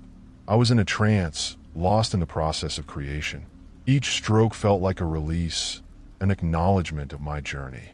The figure transformed from a source of terror to a symbol of resilience, reflecting my strength and willingness to face adversity. Suddenly, my phone buzzed, pulling me from my reverie. I glanced at the screen. An unknown number flashed ominously. My heart raced. Was it a sign? I hesitated for a moment, recalling the chilling phone call from the number that belonged to a missing person. However, I had faced my fears, and I refused to let this intimidate me. With a steadying breath, I answered, "Hello." Silence filled the line, thick and suffocating. Just when I was about to hang up, a voice crackled through, low and distorted. "You thought you could escape me?" A cold chill ran down my spine. My mind flashed back to the figure in the basement, and the memories of that confrontation echoed in my thoughts. "Who is this?" I demanded, forcing my voice to remain steady. "You know who I am? You think you can live your life unscathed? That the past will stay buried?" I clenched my jaw, refusing to let fear take hold. "I'm not afraid of you anymore." I confronted my demons. "You can't haunt me." Laughter erupted from the other end, a sound devoid of warmth. "Oh, but I'm not done with you yet. You may have faced the shadows, but the true nightmare is just beginning. I'll show you what you've tried to forget." The line went dead, leaving only an eerie silence in its wake. My heart pounded in my chest as I stared at the phone in disbelief. Had I really escaped the darkness, or was it merely the calm before the storm? I felt the familiar dread creeping back, whispering in the corners of my mind. I had thought I could move on, that I could integrate my past and continue living my life. But now, a sense of foreboding hung in the air, heavier than before. I dropped my phone on the table, trying to shake off the unsettling feeling. I needed to ground myself, to remind myself of the strength I had found. I grabbed my sketchbook again, pouring my emotions onto the page. With each stroke, I visualized the strength I had gained. But as I drew, a strange sensation washed over me, an inexplicable pull toward the darkness that had recently been vanquished. I couldn't ignore it. I had to confront this new threat, whatever it may be. My eyes drifted to the window, and I noticed the shadows gathering outside, long fingers stretching across the ground. It was dusk, but the shadows seemed darker than usual, more sinister. A part of me wanted to draw the curtains and hide, but I knew I couldn't run anymore. I stood up, heart pounding, and walked to the window. As I looked outside, the night had deepened, wrapping the world in its inky cloak. A chill swept through the air, making me shiver. I peered closer, scanning the darkness for any signs of movement. Just as I was about to turn away, I caught a glimpse of something out of the corner of my eye. There, standing under the street lamp, was a figure, a silhouette against the bright light. I squinted, trying to make out any distinguishing features, but the shadows obscured everything. My breath caught in my throat. "No," I whispered. "Not again." The figure tilted its head slightly, as if sensing my gaze. I stumbled back from the window, panic flooding my senses. I couldn't afford to let this happen again. I had fought too hard to reclaim my life. The laughter from the phone call echoed in my mind, mocking me. The true nightmare is just beginning. I clenched my fists, determination flooding my veins. If I was going to confront this darkness, I needed to do it head on. With resolve, I grabbed my jacket and headed for the door, ready to face whatever awaited me outside. The past may have lingered in the shadows, but I was prepared to meet it. I stepped into the cool night air, the weight of my decision pressing heavily on my shoulders. The figure remained under the street lamp, unmoving, as I approached. The time had come to uncover the truth once and for all. As I walked down the driveway, my heart raced, pounding against my chest like a war drum. Each step felt like a declaration of my resolve, a challenge to whatever darkness awaited me. The figure under the street lamp remained still, shrouded in shadows, but undeniably present. I squinted, trying to discern its features, but the light seemed to bend around it, leaving only a haunting silhouette. "Who are you?" I called out, my voice steady despite the turmoil inside. "What do you want?" For a moment, There was only silence. Then, as if drawn by an unseen force, the figure took a step forward, emerging from the darkness.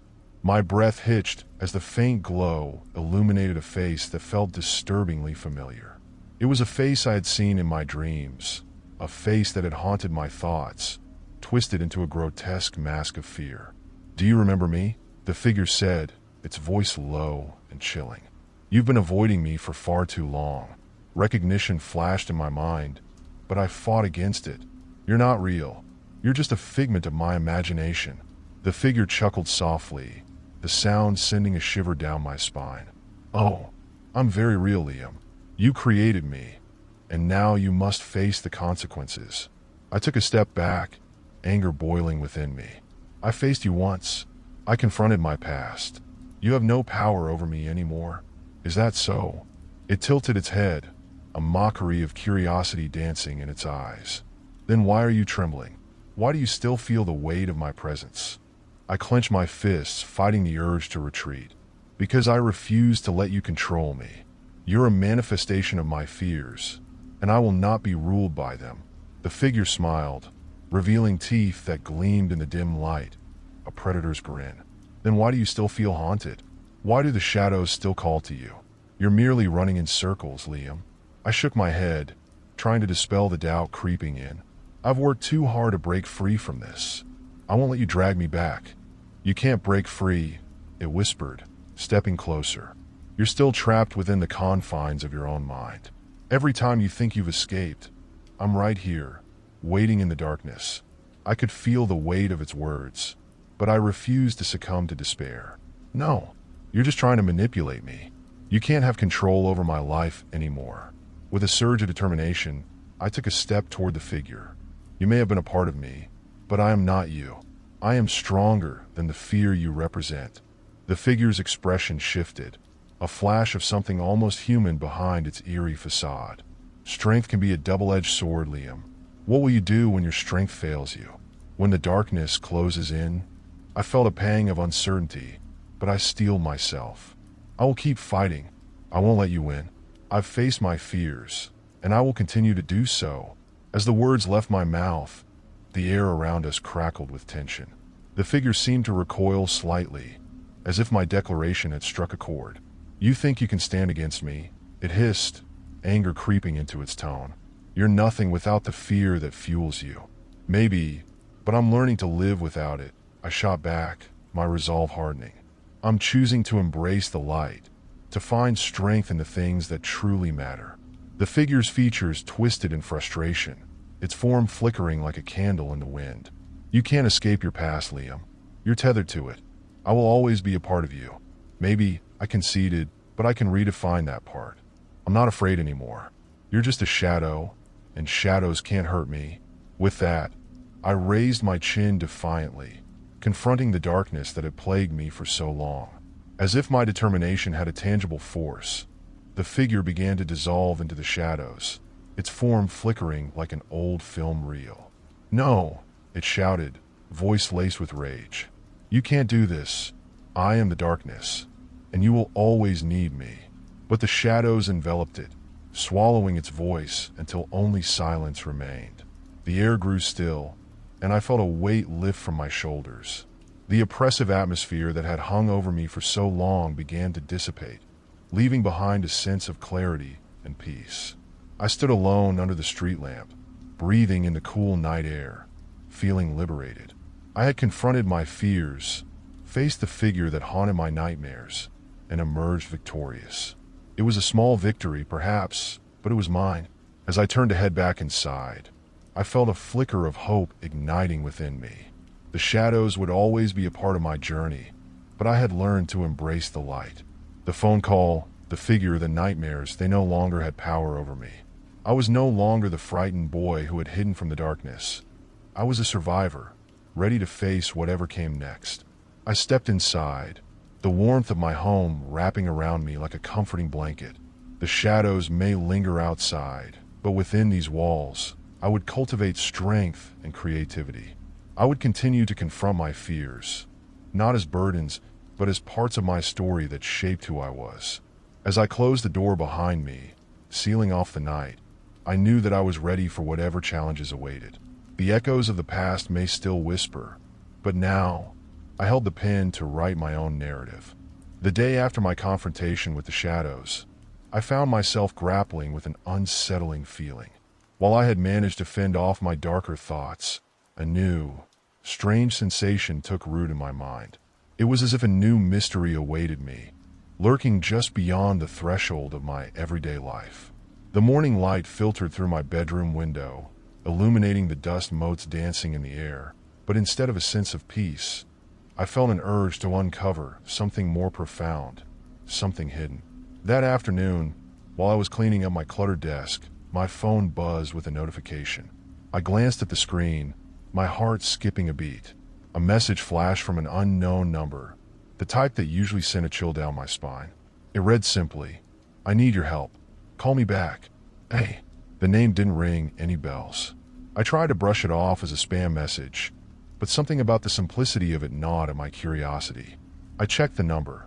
It was unfamiliar, yet there was an air of urgency in the message that made my stomach twist. After a moment of hesitation, I decided to call back. The phone rang only once before a voice answered on the other end, a shaky breath escaping as if they had been waiting for my call. "Hello, is this A?" I asked, trying to keep my voice steady.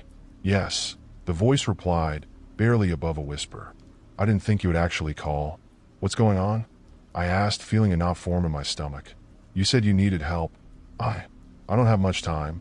You don't know me, but I'm in trouble. I need someone to believe me." The voice quivered, and I could hear the panic behind their words. "What kind of trouble?" I pressed, intrigued and concerned. "I can't explain everything over the phone. You have to trust me. Just listen. Someone is watching you. They're coming for you, Liam." My breath caught in my throat as the blood drained from my face. "How do you know my name?" I demanded, my heart racing. "I know a lot about you," the voice continued, its tone frantic. "You've been seeing things, right? Things that shouldn't be there. Shadows lurking at the edge of your vision." "How do you know that?" I felt exposed, vulnerable under this person's scrutiny. "Because I've been there too," they said. "I'm reaching out because I know you can help me uncover the truth. I'm not safe, and I fear for your life as well." I took a deep breath, trying to process what they were saying. My instincts screamed at me to hang up and shut the door on this unsettling conversation. But something compelled me to listen. "What do you mean, uncover the truth?" "There's a killer out there, someone who targets people like us. The missing persons, those who vanish without a trace. They use their victims' fears against them. I know who it is, but I need you to help me prove it. Can you meet me?" "Meet you where?" "Just listen. I can't say too much. Meet me at the old church on Maple Street tonight at midnight. Please, I need your help." The urgency in their voice was palpable, but I felt an equal measure of fear rising in me. "Wait, what's your name? How do I know this isn't a trap?" I shouted, but the line went dead. The sudden silence left a hollow echo in my ear. I stared at my phone, my mind racing. The old church was a crumbling relic, long abandoned and rumored to be haunted, a perfect backdrop for nightmares. Yet, there was something undeniable about the caller's voice, a desperation that sent chills down my spine. I had faced shadows before, but now there was a tangible threat looming over me. As night fell, the weight of the decision bore down on me. I paced the floor, anxiety clawing at my insides. Was I willing to put myself in danger again? Could this be a chance to uncover something bigger? The thought of being the target of a killer made my skin crawl. But if this was real, if someone was truly in danger, how could I turn my back? As the clock struck 11, I found myself standing before the old church, its silhouette dark against the moonlit sky. The air was thick with tension. Each breath I took feeling more and more like a step into the unknown. I glanced around, my instincts on high alert, but there was no sign of life.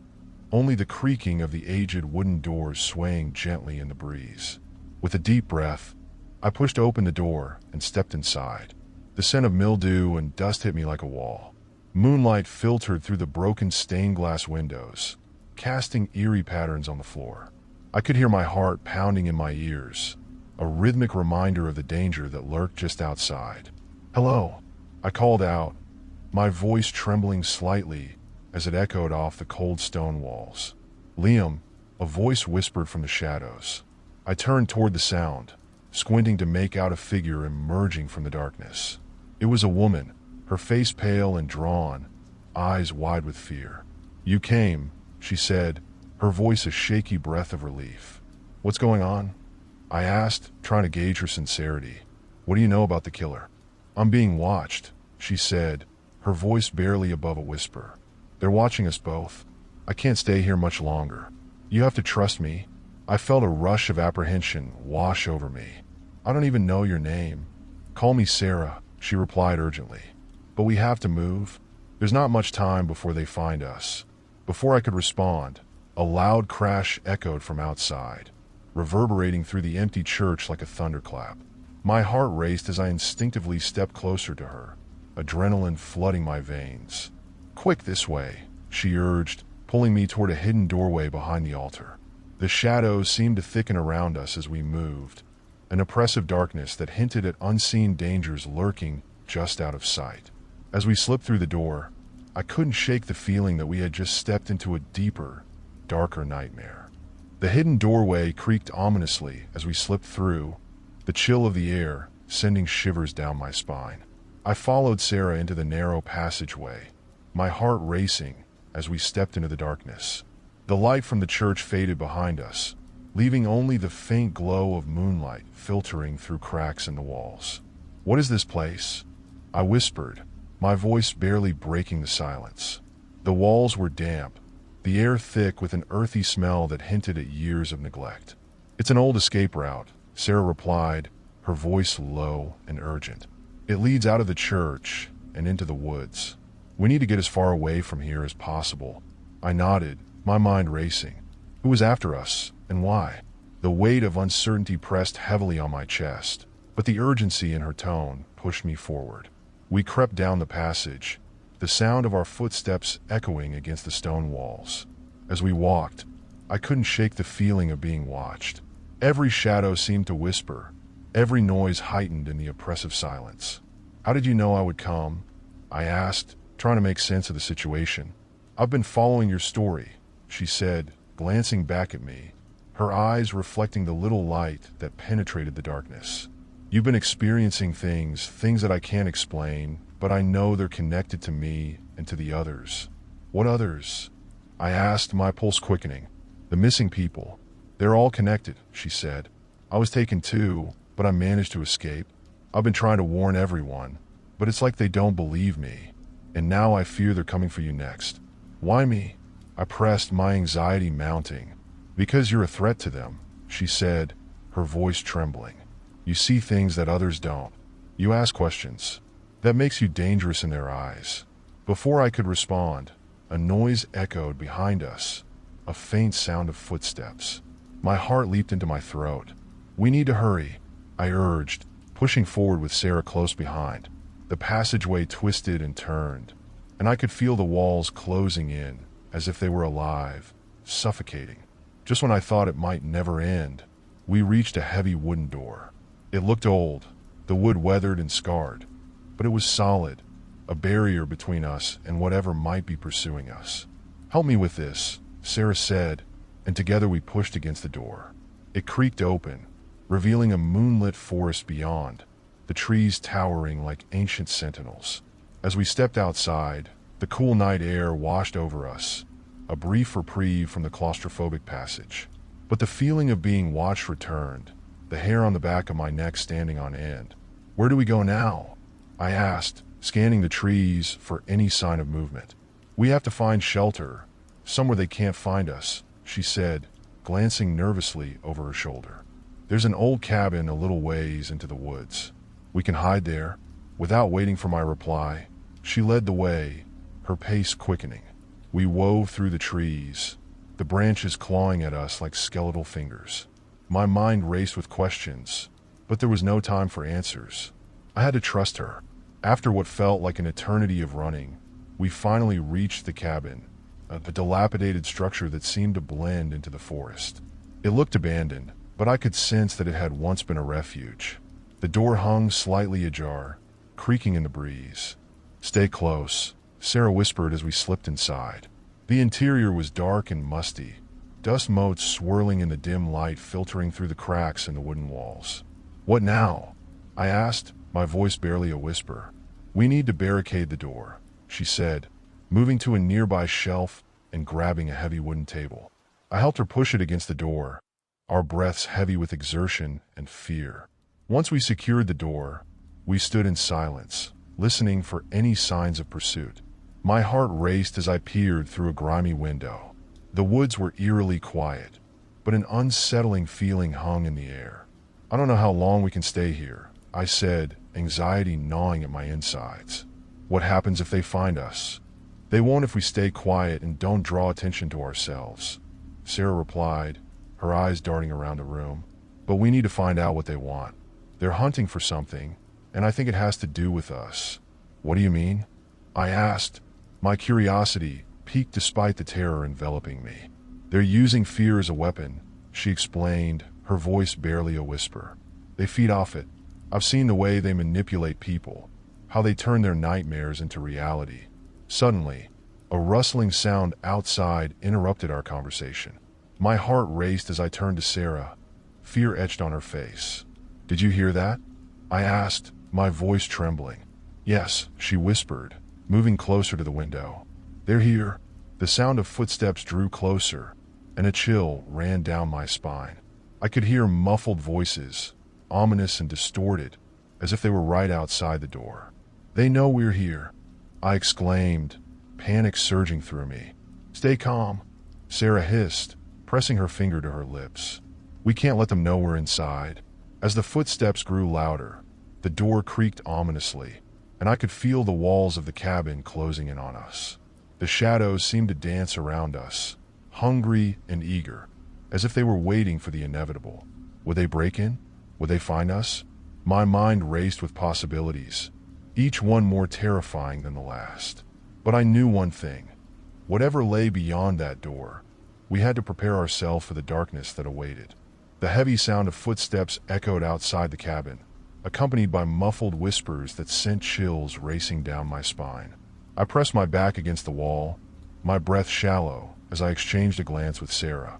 Her eyes were wide, reflecting a mix of fear and determination. Stay quiet, she mouthed, inching closer to the window. I followed her lead, peering through the grimy glass, my heart pounding in my ears. Outside, the moon cast eerie shadows across the forest floor, illuminating figures dressed in dark clothing. They moved with an unsettling grace, their faces obscured by hoods, as if they were wraiths drawn from the very nightmares that haunted me. A chill crept into my bones as I watched them circle the cabin, their voices low and conspiratorial. Do you think they know we're here? I whispered, my voice barely more than a breath.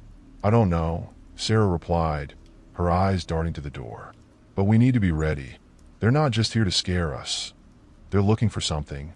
What could they possibly want? I asked, panic rising in my throat. Us, she said flatly, and the weight of her words settled heavily in the air. They want to use us for their own purposes. Suddenly, a loud bang echoed through the cabin as one of the figures slammed a fist against the door. We know you're in there, a voice called out, distorted and chilling. Come out, and we can end this peacefully. I exchanged a worried glance with Sarah. What do we do? I asked, my heart racing. We can't let them in, she whispered fiercely. We have to find a way out of here. I scanned the room, searching for an escape. My eyes landed on a small window near the back wall. It was old and rusty, but I could see a glimmer of moonlight filtering through. What about that? I pointed toward the window. Sarah followed my gaze. It's a tight squeeze, but it might be our only chance, she said, determination flooding her voice. We need to move now before they get in. We pushed the heavy table away from the door, the sound echoing ominously in the stillness. The figures outside began to pound on the door, their whispers growing more frantic. Now, Sarah urged, scrambling toward the window. I followed her lead, fear propelling me forward as I clambered onto a nearby chair to reach the window. The old wood creaked beneath my weight, threatening to give way, but adrenaline surged through me. Quickly, I urged Sarah as she positioned herself beside me, her heart racing. With a determined push, I managed to force the window open, the cold night air rushing in as I pulled myself through. I landed in a heap on the forest floor, the grass cool against my skin. "Come on," I shouted, reaching back to help Sarah. She followed me through, but as she was halfway out, a loud crash sounded from inside the cabin, and the door splintered under the force of the figures outside.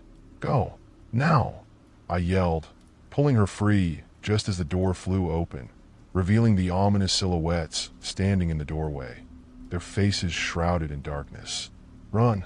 Sarah shouted, and we sprinted into the trees, the branches whipping against our skin as we fled into the depths of the forest. The moonlight guided our way, but the shadows lurked, alive with the threat of the figures pursuing us.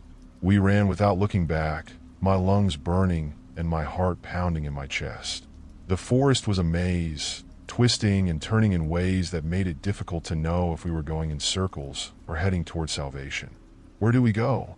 I gasped, trying to catch my breath. "There's a clearing ahead," Sarah shouted over her shoulder. "We can hide there." We dashed toward the clearing, desperate for a moment of respite. As we burst into the open space, I turned to catch my breath, scanning the area for any signs of safety. The clearing was illuminated by the silvery glow of the moon, surrounded by thick trees that whispered secrets in the wind. "Do you think they saw us?" I asked, panting. "I don't know," she replied, her eyes wide with fear. "But we can't stay here. They'll come looking for us." Just then, we heard rustling behind us, the unmistakable sound of footsteps breaking through the underbrush. My heart sank as I turned to see the figures emerging from the shadows, their intentions clear. "Stay behind me," Sarah said, a fierce determination in her voice. "We can't let them take us." As they approached, I noticed something chilling about their movements. They moved with an unnatural grace, their faces still hidden beneath the hoods. It was as if they were shadows made flesh, their presence sending waves of dread crashing over me. "We know you're here," one of the figures called out, their voice echoing through the clearing. "You can't escape your fate." I felt a cold wave of terror wash over me. "What do they want?" I whispered, fear clawing at my throat. "They want to control us," Sarah said, her expression resolute. "But we won't let them." Before I could respond, Sarah grabbed my hand, and we sprinted toward the edge of the clearing, our breaths coming in ragged gasps. We needed to find a way to evade them, to break free from the nightmare that seemed to close in around us. "Over there," Sarah shouted, pointing to a thick cluster of bushes. "We can hide." We darted toward the bushes, slipping through the dense foliage just as the figures reached the edge of the clearing. I could hear their footsteps growing closer, their voices low and menacing as they searched for us. "They won't find us if we stay quiet," Sarah whispered, pulling me deeper into the underbrush. I pressed my back against the cool earth, trying to steady my racing heart as I listened to the figures move around us. The silence stretched on, punctuated only by the distant sound of rustling leaves. I could feel the tension in the air, thick and suffocating as the figures continued their search.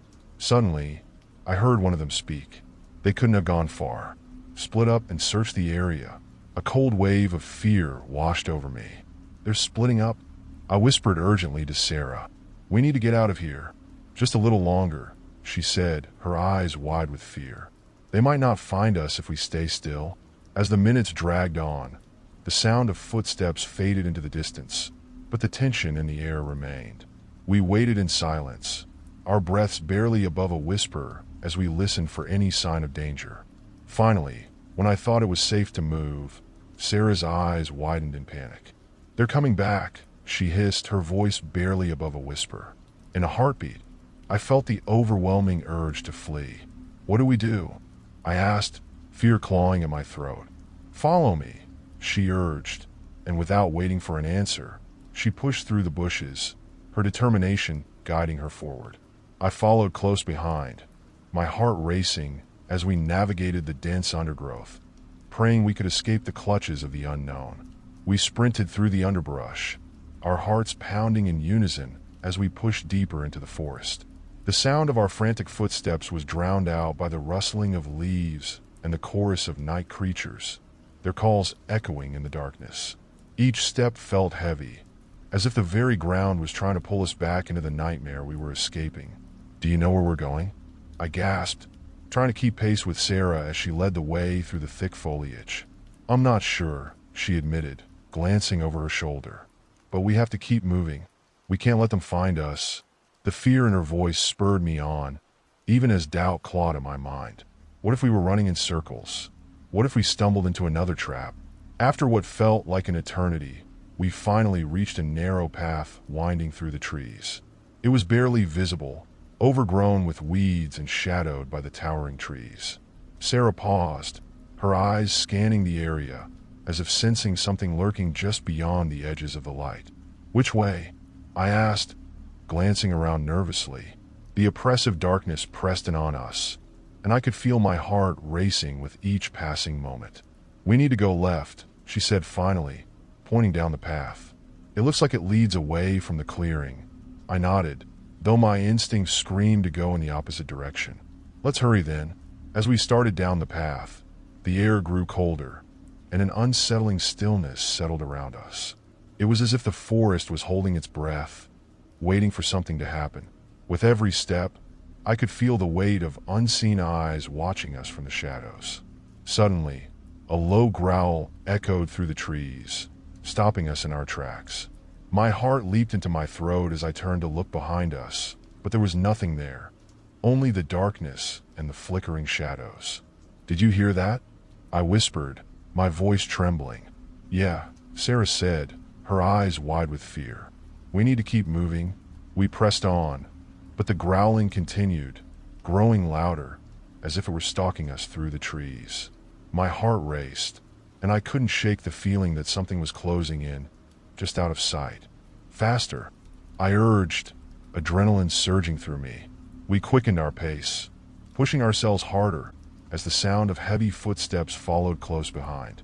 I could feel the heat of fear pooling in my stomach, threatening to overwhelm me. "Turn here," Sarah suddenly shouted, pointing to a narrow gap between two trees. Without hesitation, we darted into the opening, squeezing through the thick branches that clawed at our clothes. As we emerged on the other side, we found ourselves in a small clearing surrounded by towering trees. It was eerily quiet, and the growling had ceased, leaving only the sound of our ragged breaths. "We need to catch our breath," Sarah said, leaning against a tree trunk, her chest heaving. "But we can't stay here long." I nodded, feeling the weight of exhaustion settle into my bones. "What if they find us?" "We have to find a way to protect ourselves," she replied, her voice steady despite the fear in her eyes. "There must be something we can use." I scanned the clearing, desperate for anything that could serve as a weapon or shield. My gaze landed on a fallen branch lying on the ground, its sharp edge glinting in the moonlight. "That might work," I suggested, pointing to it. Sarah nodded, and I quickly grabbed the branch, feeling its weight in my hands. "This isn't going to hold them off for long," I said, trying to sound braver than I felt. "Better than nothing," Sarah replied, her voice steady.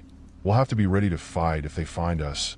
Just then, a rustling sound came from the bushes nearby, and we froze, our hearts racing as we exchanged terrified glances. "Stay quiet," I whispered, tightening my grip on the branch. The rustling grew louder, and I could see shadows moving among the underbrush. I held my breath, ready to confront whatever horror awaited us. But instead of the cloaked figures, a large wolf emerged from the shadows, its eyes glinting in the darkness.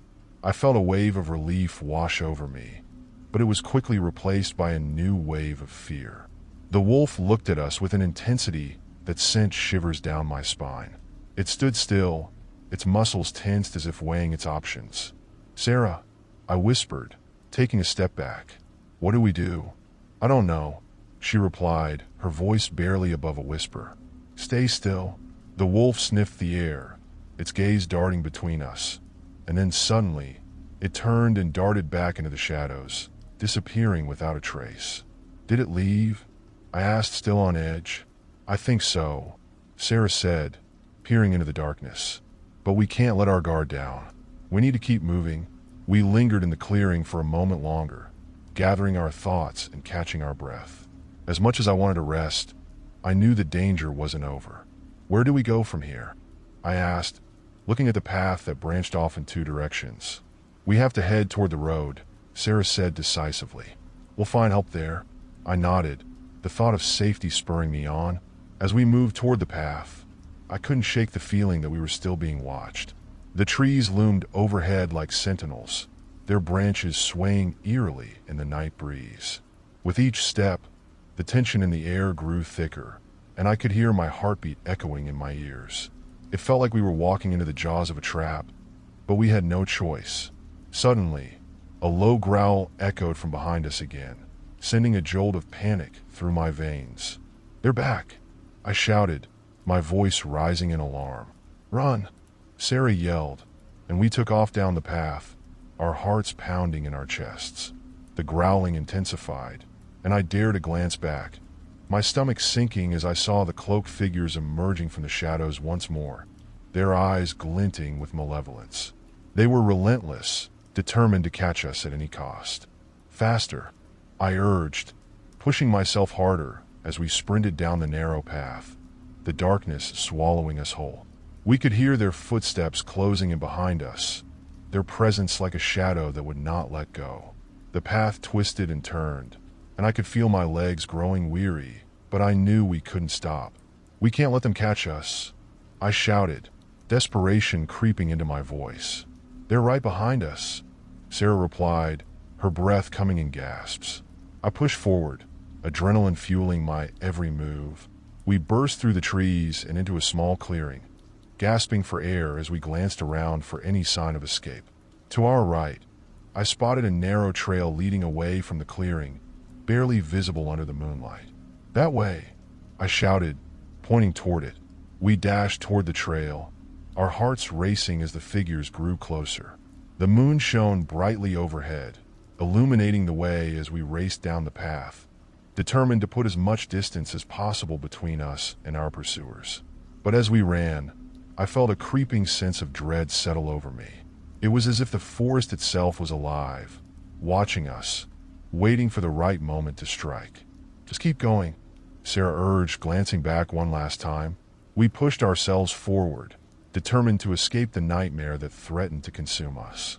But deep down, I could feel the darkness closing in, a chilling reminder that the true horror was far from over. The narrow trail twisted like a serpent through the dense underbrush, each turn revealing a new layer of shadows that danced in the moonlight. Our breaths came in ragged gasps, but the adrenaline pulsing through our veins pushed us to keep running.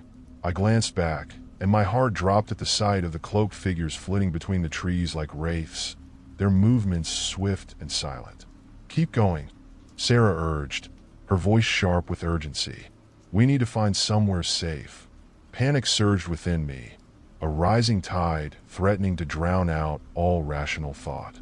I focused on the path ahead, my eyes straining to see through the inky darkness. As we sprinted, the sound of twigs snapping underfoot seemed amplified, a constant reminder of the danger lurking behind us. Just as I thought I couldn't run any longer, the trail opened up into a larger clearing, illuminated by the ethereal glow of the moon. In the center stood an old, dilapidated cabin, its wooden planks weathered and worn by years of neglect. A wave of hope washed over me. Perhaps we could find refuge inside. "Look," I pointed toward the cabin, my heart racing with a mix of fear and anticipation. "We can hide there." Without waiting for a response, we dashed toward the structure, our feet pounding against the ground.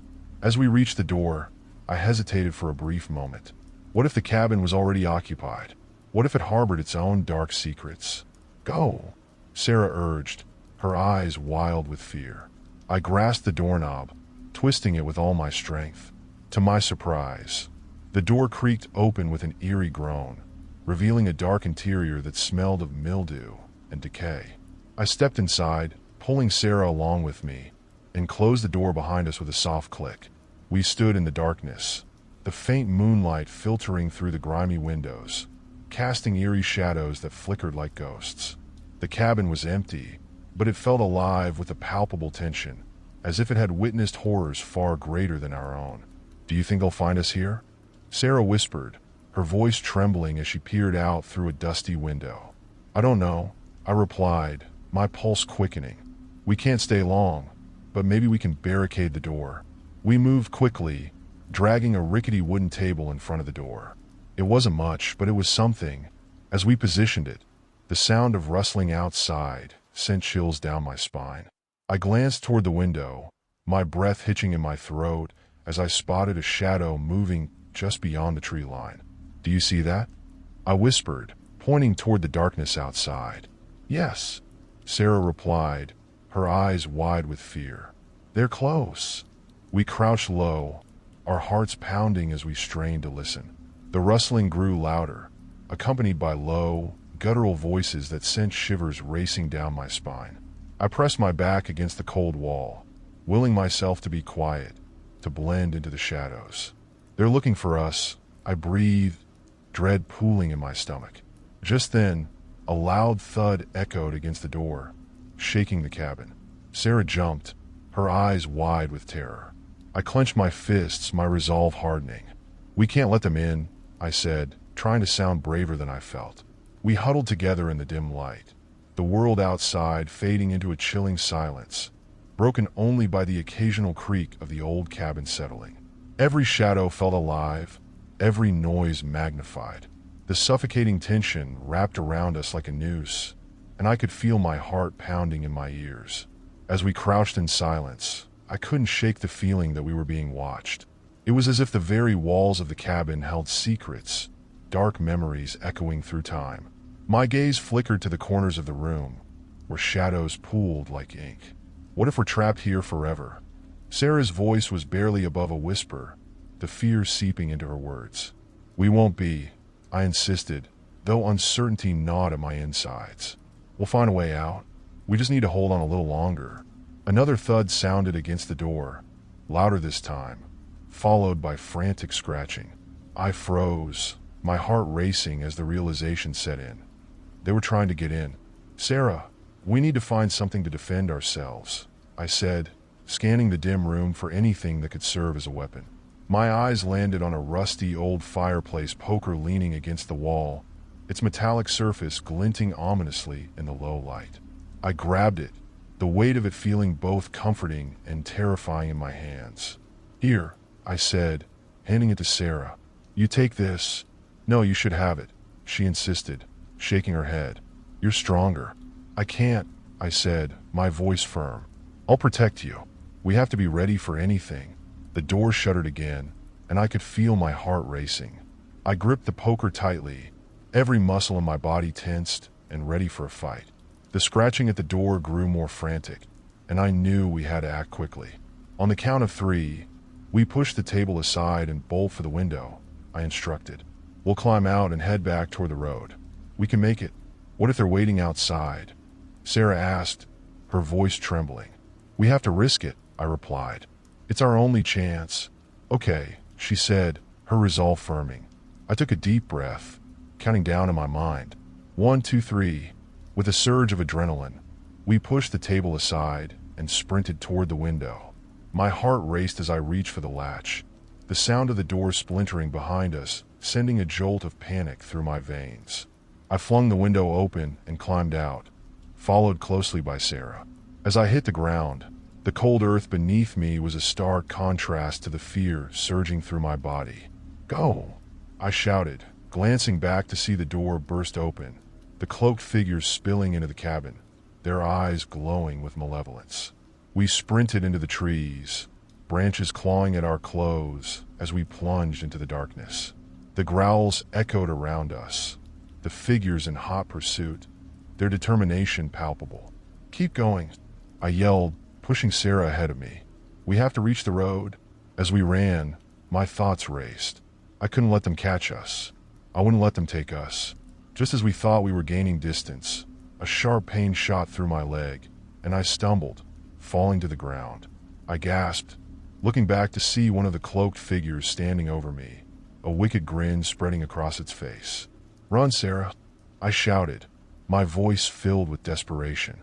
No, she screamed, turning back toward me. Go, I urged, my voice breaking. Get help. I'll hold them off. Tears streamed down her face as she hesitated, fear paralyzing her. But I could see the determination in her eyes. And with one last glance, she turned and sprinted into the darkness, disappearing from view. Come on, the figure taunted, leaning closer. You think you can escape? I gripped the poker, my heart racing as I faced the figure. I won't let you take me. As it lunged forward, I swung the poker, feeling a rush of adrenaline as it connected with the figure's side. The creature staggered back, and I took the opportunity to scramble to my feet. But the moment was fleeting. More figures emerged from the trees, surrounding me in a circle. I felt the panic rising, the cold grip of despair tightening around my chest. Stay back, I shouted, brandishing the poker, my heart racing as I realized I was outnumbered. They laughed, a chilling sound that echoed in the night. You can't escape your fate. The laughter of the cloaked figures echoed around me, reverberating through the dense trees as I gripped the poker, its cold metal feeling inadequate against the impending darkness. Panic surged within me, but alongside it, a flicker of defiance ignited. Get away from me, I yelled, my voice breaking the stillness of the night. I knew I couldn't let fear paralyze me. My mind raced, searching for a way out, a means to fight back. The lead figure took a step closer, its face hidden beneath a hood that seemed to swallow the light. You think you can resist us? It taunted, its voice low and sinister. You're already ours. You just don't know it yet. With a surge of adrenaline, I lunged forward, swinging the poker wildly. It connected with something solid, and the figure stumbled back, momentarily disoriented. But the others closed in, their movements swift and practiced. Now, I thought, my heart pounding as I took a step back, gauging my surroundings. I needed an escape route. There was no way I could take them all on at once. I spotted a narrow path leading deeper into the woods. It was overgrown, the foliage thick, but it was my only chance. With determination, I dashed toward the path, my feet pounding against the forest floor as I fled into the darkness. Stop her, one of the figures shouted, their voice filled with rage. The sound of footsteps echoed behind me, growing louder, and I pushed myself harder, the adrenaline surging through my veins. Branches whipped against my skin, but I barely felt them. My mind was solely focused on survival. The path twisted and turned, and I stumbled over roots and rocks, but I couldn't slow down. I had to escape. As I ran, I could hear the figures behind me, their laughter mingling with my ragged breaths. Suddenly, I broke through the trees and found myself on the edge of a steep cliff. The moon hung high above, casting a pale light over the churning waters below. I hesitated, fear clawing at my insides. I could either leap into the unknown or turn back to face the figures closing in on me. The sound of their laughter grew louder, echoing through the night. You can't escape, they shouted. You belong to us. Panic surged as I felt the ground tremble beneath my feet. With no other options, I turned and sprinted toward the cliff, my heart racing. This is it, I thought, bracing myself for the leap. I glanced back one last time, and the sight of the figures advancing sent a jolt of terror through me. They were too close, their eyes glinting with malevolence. Here goes nothing, I thought, my heart pounding as I leapt from the edge of the cliff. Time seemed to slow as I fell, the air rushing past me. I braced for impact, the cold water below rising to meet me. I hit the surface with a splash, the frigid water enveloping me, dragging me down into its depths. Instinct kicked in, and I fought against the current, kicking my legs as I swam toward the surface. The world above felt distant, but I focused on breaking through, desperate for air. As I finally emerged, gasping for breath, I turned to see the cliff above me. The figures stood at the edge, their silhouettes framed against the moonlight, watching me with eerie calmness. I could barely make out their faces, but the twisted grins were unmistakable. They weren't coming after me. They were waiting. I paddled away from the shore, the cold water pulling at my limbs, but I couldn't let it drag me down. I had to get to safety. I glanced around, searching for any sign of land or a way out. The current carried me downstream, and I focused on swimming, my arms moving rhythmically as I pushed against the waves. The figures faded into the darkness, their laughter lingering in the air, taunting me as I fought to survive. Minutes felt like hours as I navigated the icy water, the cold seeping into my bones. But finally, a glimmer of hope appeared ahead. I could see the faint outline of a riverbank, and I swam harder, my muscles screaming in protest. With one final burst of energy, I propelled myself toward the shore, my fingers grasping the muddy ground as I dragged myself on a solid land. I collapsed on the bank, gasping for breath, the adrenaline still coursing through my veins. I lay there for a moment, staring up at the stars, my heart pounding. I had escaped, at least for now, but the shadows lingered in my mind, and I knew I couldn't let my guard down. The figures were still out there, waiting for the right moment to strike. As I caught my breath, I scanned my surroundings. The woods loomed ominously around me, and I realized I had no idea where I was. The night was silent, except for the soft rustle of leaves and the distant sound of water flowing. I needed to keep moving. I couldn't stay here, vulnerable and exposed. Gathering my strength, I pushed myself to my feet and glanced around, trying to orient myself. The path ahead was overgrown, but I could see faint trails where others had walked before me. I took a deep breath, steeling myself for whatever lay ahead. With a determined step, I began to walk, the forest enveloping me once more. I would find a way out of this nightmare, I vowed. I had to, but as I ventured deeper into the woods, the feeling of being watched returned, prickling at the back of my neck. I quickened my pace, the shadows whispering around me, reminding me that this was far from over. If you like the story, don't forget to subscribe and like the video. Let's begin the next story. The old abandoned building next door had always intrigued me. Its once vibrant paint now peeled away, revealing weathered wood beneath, and its broken windows stared blankly like hollow eyes.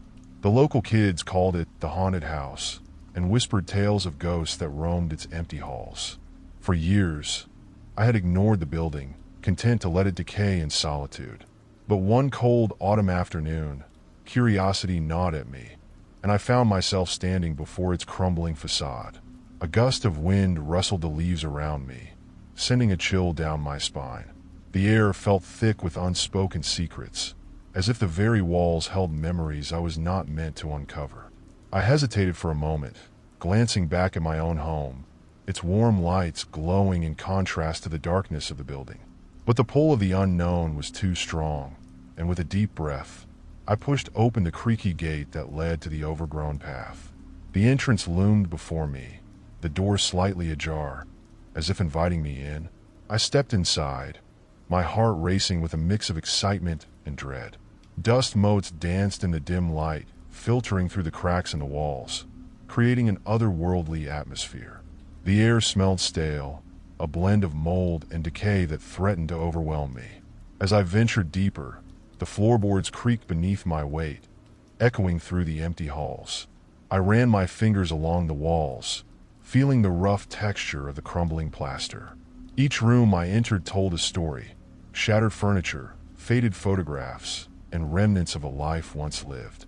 But it was the third room on the right that captured my attention. Stepping inside, I was struck by the overwhelming sense of unease. The air felt heavier, the shadows darker. A chill ran down my spine, but I pressed on, feeling as if I were drawn to something. In the corner of the room, partially hidden under a tattered sheet, was an old wooden trunk. My heart raced as I approached it, curiosity battling with apprehension. I hesitated, glancing around as if expecting someone to jump out at me. The room felt alive, the silence oppressive, but I couldn't turn back now.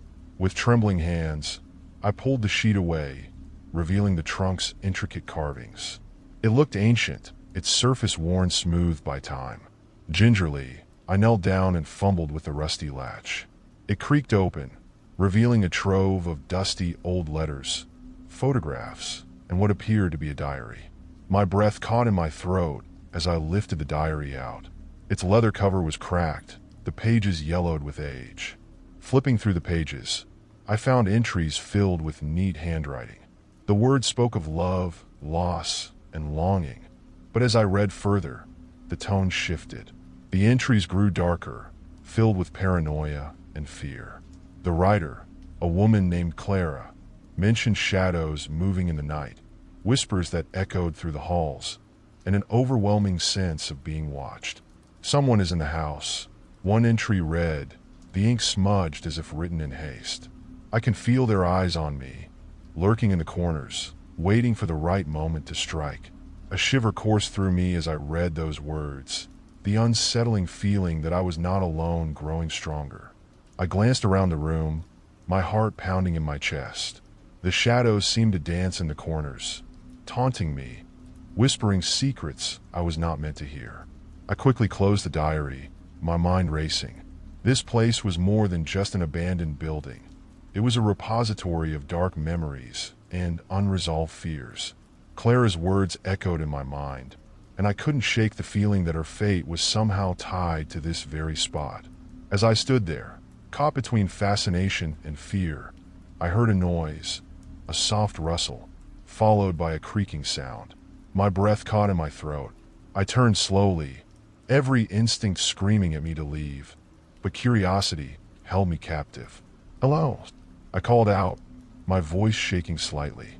No response came, only the eerie silence of the house.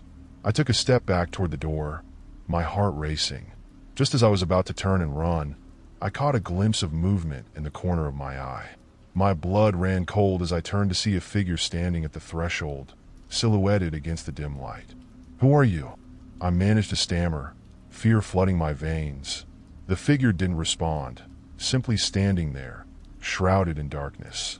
I couldn't see its face, but a chill swept over me, and I felt as if I were being pulled into a nightmare. In that moment, all the stories I had heard about the house came rushing back. Tales of those who had vanished, never to return, and of the restless spirits said to roam these halls. Instinct took over, and I bolted for the door, my heart pounding in my chest. I could hear footsteps behind me, growing closer as I stumbled through the darkened rooms. Adrenaline surged, and I pushed through the doorway, barely glancing back as I ran into the night. I didn't stop until I reached my house, slamming the door shut behind me and locking it tight. My hands trembled as I leaned against the door, gasping for breath. The warmth of my home felt like a sanctuary compared to the terror I had just escaped. But even as I tried to calm myself, Clara's words haunted me. Someone was in the house. Someone was watching. And now, I couldn't shake the feeling that whatever presence lurked in the abandoned building next door had followed me home. The sun had set, casting long shadows across my room. I sat on my bed, heart still racing, trying to process what had happened in the abandoned building. The diary lay on my nightstand, its presence a constant reminder of the horrors I had encountered. I couldn't shake the image of the figure standing in the doorway from my mind. Was it real, or was it a figment of my imagination fueled by fear? As night deepened, I decided to try and distract myself. I turned on the TV, letting the familiar hum of the screen drown out my thoughts. But even as I settled into the comfort of my blankets, a nagging unease lingered in the pit of my stomach. Just as I began to lose myself in the show, a noise broke through the silence, a faint scratching sound like nails on wood. My heart raced again, and I paused the show, straining to listen. The sound was faint, almost imperceptible, but it was there, insistent and growing louder. I glanced toward my window, the darkness outside swallowing the last light of day. My mind raced with possibilities. Could it be an animal? Or was it something more sinister? Gathering my courage, I slid out of bed and tiptoed toward the window. As I peered through the curtain, my breath hitched. The street was empty, the moonlight casting an eerie glow on the pavement. But then, my gaze shifted to the abandoned building next door, and I froze. There, in the darkness, I could see a figure standing just outside the front door. My heart dropped, and I instinctively stepped back from the window, pulling the curtain shut. My pulse thundered in my ears as I stood there, grappling with the fear that threatened to consume me. What was it doing there? I thought I had escaped whatever presence had lingered in that house, but it seemed I was wrong. The figure was shrouded in darkness, but I could make out the outline, a tall, slender form, just standing there, unmoving.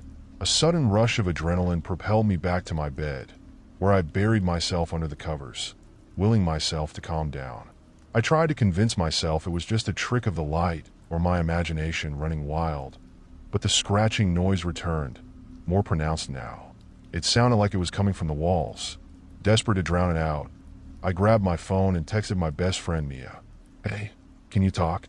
Something weird is happening." I didn't want to sound crazy, but I needed someone to share my fears with. Moments later, my phone buzzed, and her reply came through. "Sure, what's up?" I quickly typed out the events of the day, from finding the diary to seeing the figure outside. As I hit send, I glanced at the window again, half expecting to see the figure still there. To my relief, the porch was empty, but I still couldn't shake the feeling of being watched. Mia's response came in fast. "That's creepy. Are you okay? Maybe you should call the police." I frowned at the suggestion. I didn't want to make a fuss over what could easily be a prank or a coincidence. But deep down, I knew something felt off. "I'm fine, just a little freaked out. I'll be okay," I replied, trying to reassure both her and myself. Suddenly, there was a loud thump from the direction of the hallway. My heart lurched, and I held my breath, waiting for another sound. I could hear my own heartbeat pounding in my ears. "Mia, I think I'm hearing something," I whispered into the phone, trying to keep my voice steady. "Are you serious?" she replied, her voice laced with concern. "You need to lock the doors and stay away from the windows." I quickly checked my bedroom door, ensuring it was locked tight. The thumping sound continued, rhythmic and slow, like footsteps approaching. I felt a cold sweat break out on my forehead. "I'm serious, Mia. I'm scared," I admitted, my voice shaking.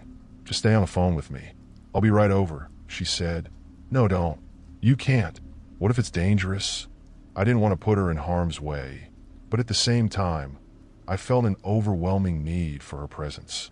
But before she could respond, the scratching returned, louder and more frantic this time. It was as if something was trying to break through. My eyes darted toward the door, and I could have sworn I heard a faint whisper, a voice that was just beyond the range of comprehension. "Lily." The voice was soft, almost pleading, and it sent chills racing down my spine. I dropped my phone, the screen shattering against the hardwood floor, as I stumbled back against the wall. "Who's there?" I shouted, my voice echoing in the silence. There was no response, only the oppressive quiet that followed, thick with tension. Just then, the thumping stopped, and an eerie stillness filled the air. I held my breath, waiting for something, anything, to happen. My heart raced as I strained to listen, half expecting the figure from the abandoned building to materialize before me. And then, without warning, the lights flickered, plunging my room into darkness. I felt a rush of panic as I scrambled for the light switch, my fingers fumbling against the wall. Finally, the light clicked on, illuminating the room, but the feeling of dread hung thick in the air. I took a step forward, trying to convince myself that it was all just a bad dream. But as I moved, I noticed something out of the corner of my eye, a shadow flitting past the window. With my heart pounding, I rushed to the curtain and pulled it aside, but the street was empty once again. Yet, I couldn't shake the sensation that I wasn't alone. I felt eyes watching me from the darkness, waiting for me to let my guard down. I backed away from the window, glancing around my room. Everything felt wrong, as if the very walls were closing in on me. My gaze landed on the diary, still lying on my nightstand. Clara's words echoed in my mind. I can feel their eyes on me, lurking in the corners, waiting for the right moment to strike. As the shadows deepened, I realized I had to confront whatever was haunting me, or it would consume me. I could no longer pretend that I was safe in my own home. With newfound determination, I resolved to return to the abandoned building, to uncover the truth behind Clara's disappearance and the entity that had taken root in my life. The following morning, I woke with a renewed sense of purpose. The sunlight poured through my window, illuminating my room and banishing the remnants of last night's fear. Yet, the shadow of the previous night still lingered in my mind. I could no longer ignore the eerie connection I felt with Clara's story or the unsettling events that had unfolded around me. After a quick breakfast, I gathered the courage to return to the abandoned building next door. I couldn't shake the feeling that the answers I sought lay within those crumbling walls. As I stepped outside, I noticed the air was still and heavy, as if the world was holding its breath. The walk to the building felt different this time, charged with an urgency I hadn't felt before. I approached the front door, which was slightly ajar, creaking ominously as I pushed it open. The musty smell hit me immediately, a mix of decay and neglect. I hesitated, heart racing, but I forced myself to step inside. The interior was just as I remembered, dark and dusty, with sunlight streaming through broken windows. I moved cautiously, every creak of the floorboards echoing in the silence. My phone buzzed in my pocket, and I pulled it out, glancing at the screen. It was a text from me. "Are you okay? Please be careful." "I'm fine. I just need to figure this out," I replied, my fingers trembling slightly. With a deep breath, I ventured deeper into the building, making my way to the living room where I had found the diary. I felt drawn to it, as if it held some vital piece of the puzzle. As I stepped into the room, my eyes were immediately drawn to the corner where the diary had lain. But it wasn't there. Panic surged through me, and I quickly searched the room, checking every surface and shadow. The furniture was covered in a thick layer of dust, and cobwebs hung in the corners, but the diary was nowhere to be found. "Clara, where are you?" I whispered, my voice trembling in the stillness. Suddenly, I heard a faint rustling sound from the hallway behind me. My heart dropped, and I turned slowly, squinting into the dim light. The sound grew louder, and I could hear the unmistakable sound of footsteps. My instinct screamed at me to run, but curiosity and fear held me in place. The footsteps stopped abruptly, and silence enveloped me once more. I took a cautious step toward the hallway, my heart pounding in my chest. "Hello," I called out, my voice shaky. There was no response, just the quiet hum of the air around me. I stepped into the hallway, every fiber of my being alert to any movement. My mind raced with possibilities. Was it Clara, or something far more sinister? I followed the sound to a door at the end of the hall. It was slightly ajar, and I could see a sliver of darkness beyond. Taking a deep breath, I pushed the door open. Inside, the room was cluttered with broken furniture and debris, but it was what lay on the floor that caught my attention. There, amid the wreckage, was the diary. I rushed forward, relief flooding through me as I picked it up. But that relief was short-lived. As I flipped it open, the pages were filled with frantic scrawls, much different from Clara's neat handwriting. The words were jagged, chaotic, filled with desperation. "They're watching me," it read. "I can't escape. They want me." Chills ran down my spine as I realized the tone had shifted. This wasn't the same Clara I had read about before. This was a woman on the brink of madness, consumed by fear. The door creaked behind me, and I turned quickly, ready to confront whatever was lurking in the shadows. But it was only the wind pushing through the broken windows, causing the door to swing back and forth. I let out a shaky breath, but my heart remained heavy with dread. Suddenly, I heard a voice, soft and melodic, almost like a lullaby. It floated through the air, echoing around me. "Come play with me." My blood ran cold as I turned back to the diary, flipping through the pages desperately. Each page contained similar lines, all urging Clara to escape, to hide, to not let them find her. The last entry read, "I've hidden it where no one will look. If you find it, you'll know the truth." "What truth?" I murmured, my mind racing. Just then, a loud crash echoed from the other side of the building, jolting me back to reality. My heart pounded as I stood frozen, caught between the diary's chilling revelations and the imminent danger lurking just out of sight. Instinct kicked in, and I turned to flee. As I raced down the hallway, I could feel the air grow colder, the shadows stretching toward me as if trying to pull me back. I didn't stop until I reached the front door, bursting outside and into the daylight. I leaned against the building, gasping for breath, the diary clutched tightly in my hands. The calmness of the outside world felt like a stark contrast to the chaos inside. I had to get home, had to process what I had just discovered. As I began to walk back, I glanced over my shoulder at the abandoned building. It loomed behind me, a dark silhouette against the blue sky. I knew I had to return. Clara's words weighed heavily on my mind. What had she hidden? And more importantly, who or what had been watching her? The walk back home felt longer than usual, my mind racing with the implications of what I had found in the diary. The chaotic scrawls, the chilling voice, and Clara's warning all swirled together, forming a tempest of dread and urgency. I couldn't shake the feeling that I was being watched, an invisible weight pressing down on my shoulders. Once inside my house, I locked the door behind me, taking a moment to steady my breath. The diary lay open on the kitchen table, its pages waiting for my full attention. I needed to understand Clara's experience and the potential threat that lingered in that forsaken building. I sat down and began reading the diary more thoroughly, soaking in every detail. Clara had described strange occurrences, shadows moving on their own, whispers echoing through empty rooms, and a feeling of being followed even when she was alone. As I read her words, I couldn't help but feel a connection to her fear, an unexplainable bond that seemed to tether me to her story. The last entry haunted me. Clara wrote about a hidden secret, something she had concealed to protect herself from those who were after her. The cryptic clue nagged at my mind. I've hidden it where no one will look. What could it be? My curiosity gnawed at me, urging me to unravel the mystery.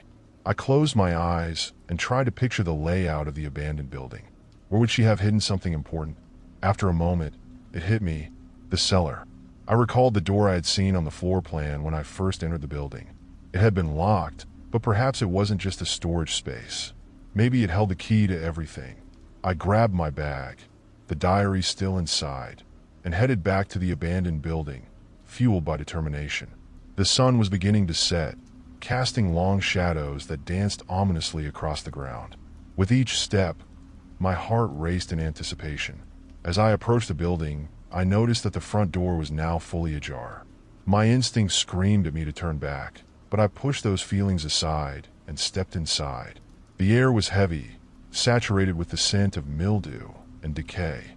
I made my way to the cellar door, my footsteps echoing in the silence. It loomed before me, its presence unnerving. I reached for the handle, testing it gently. To my surprise, it turned easily. I hesitated, the creaking of the door sending a shiver down my spine. The cellar was dark and damp, the air thick with mustiness. I pulled out my phone, using its light to illuminate the narrow staircase leading down into the depths below. Each step creaked under my weight, a cacophony of noise in the oppressive silence. I could feel a chill creeping up my spine as I descended into the darkness. Once at the bottom, I scanned the room with my phone's light. The cellar was cluttered with old furniture, broken shelves, and remnants of a forgotten time. But what caught my eye was a corner covered in dust, where the ground seemed disturbed, as if something had been buried just beneath the surface. I moved closer, my heart pounding with anticipation. Kneeling down, I brushed away the debris, revealing a small, weathered box. It was old and worn, its surface etched with intricate patterns. Clara's diary echoed in my mind. Had this been what she had hidden? With trembling hands, I pried the box open. Inside, I found a collection of photographs, each one yellowed with age. They depicted Clara, smiling and carefree, alongside a group of people I didn't recognize. But there was something unsettling about their smiles. They felt forced, almost predatory. Beneath the photographs lay a series of newspaper clippings, all detailing strange disappearances in the area over the years.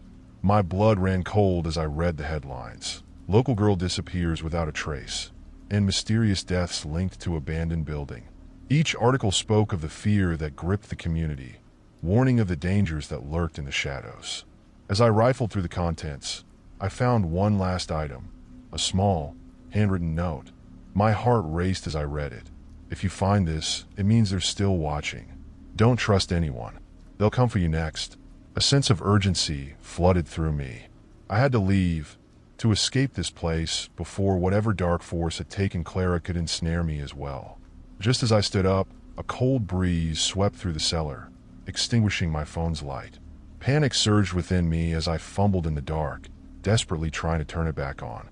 The oppressive silence was shattered by a sound, a faint whisper, barely audible, echoing through the darkness. "Come play with us." I froze, dread creeping into my bones. The voice was unmistakable, the same melodic tone I had heard in the abandoned building before. I felt a chill run down my spine, realization dawning on me that I wasn't alone.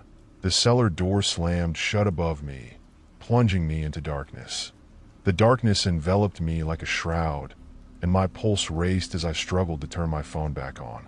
My breath came in quick, shallow gasps, and the whisper echoed in my mind, "Come play with us." It was a taunt, a sinister invitation that filled me with dread. Finally, the screen flickered back to life, casting a weak glow that barely pierced the shadows. I scanned the cellar, my heart pounding loudly in my chest. The once quiet space now felt alive with an unseen presence, and the air was thick with tension. "Who's there?" I called out, my voice shaky but defiant. The only response was the sound of my own heartbeat reverberating in my ears. I took a cautious step backward, glancing around for an exit. The feeling of being watched intensified, prickling at the back of my neck. With every second that passed, the shadows seemed to shift and sway, taunting me, closing in around me like a predatory creature. "Clara," I whispered, hoping for some sign that I wasn't truly alone. But the silence was deafening, punctuated only by the rustle of dust motes in the dim light. The whisper returned, this time louder, echoing in my mind, "Join us forever." Panic surged through me as I turned to flee, sprinting toward the stairs. My phone light flickered again, casting eerie shapes on the walls as I ascended. Each step felt like a race against time, the air growing colder with every movement. As I reached the top, I pulled on the door handle, but it wouldn't budge. My heart dropped. I pushed against the door with all my strength, desperation fueling my effort. "Let me out," I shouted, my voice echoing in the silence. Finally, the door creaked open, and I stumbled back into the main room of the building, panting.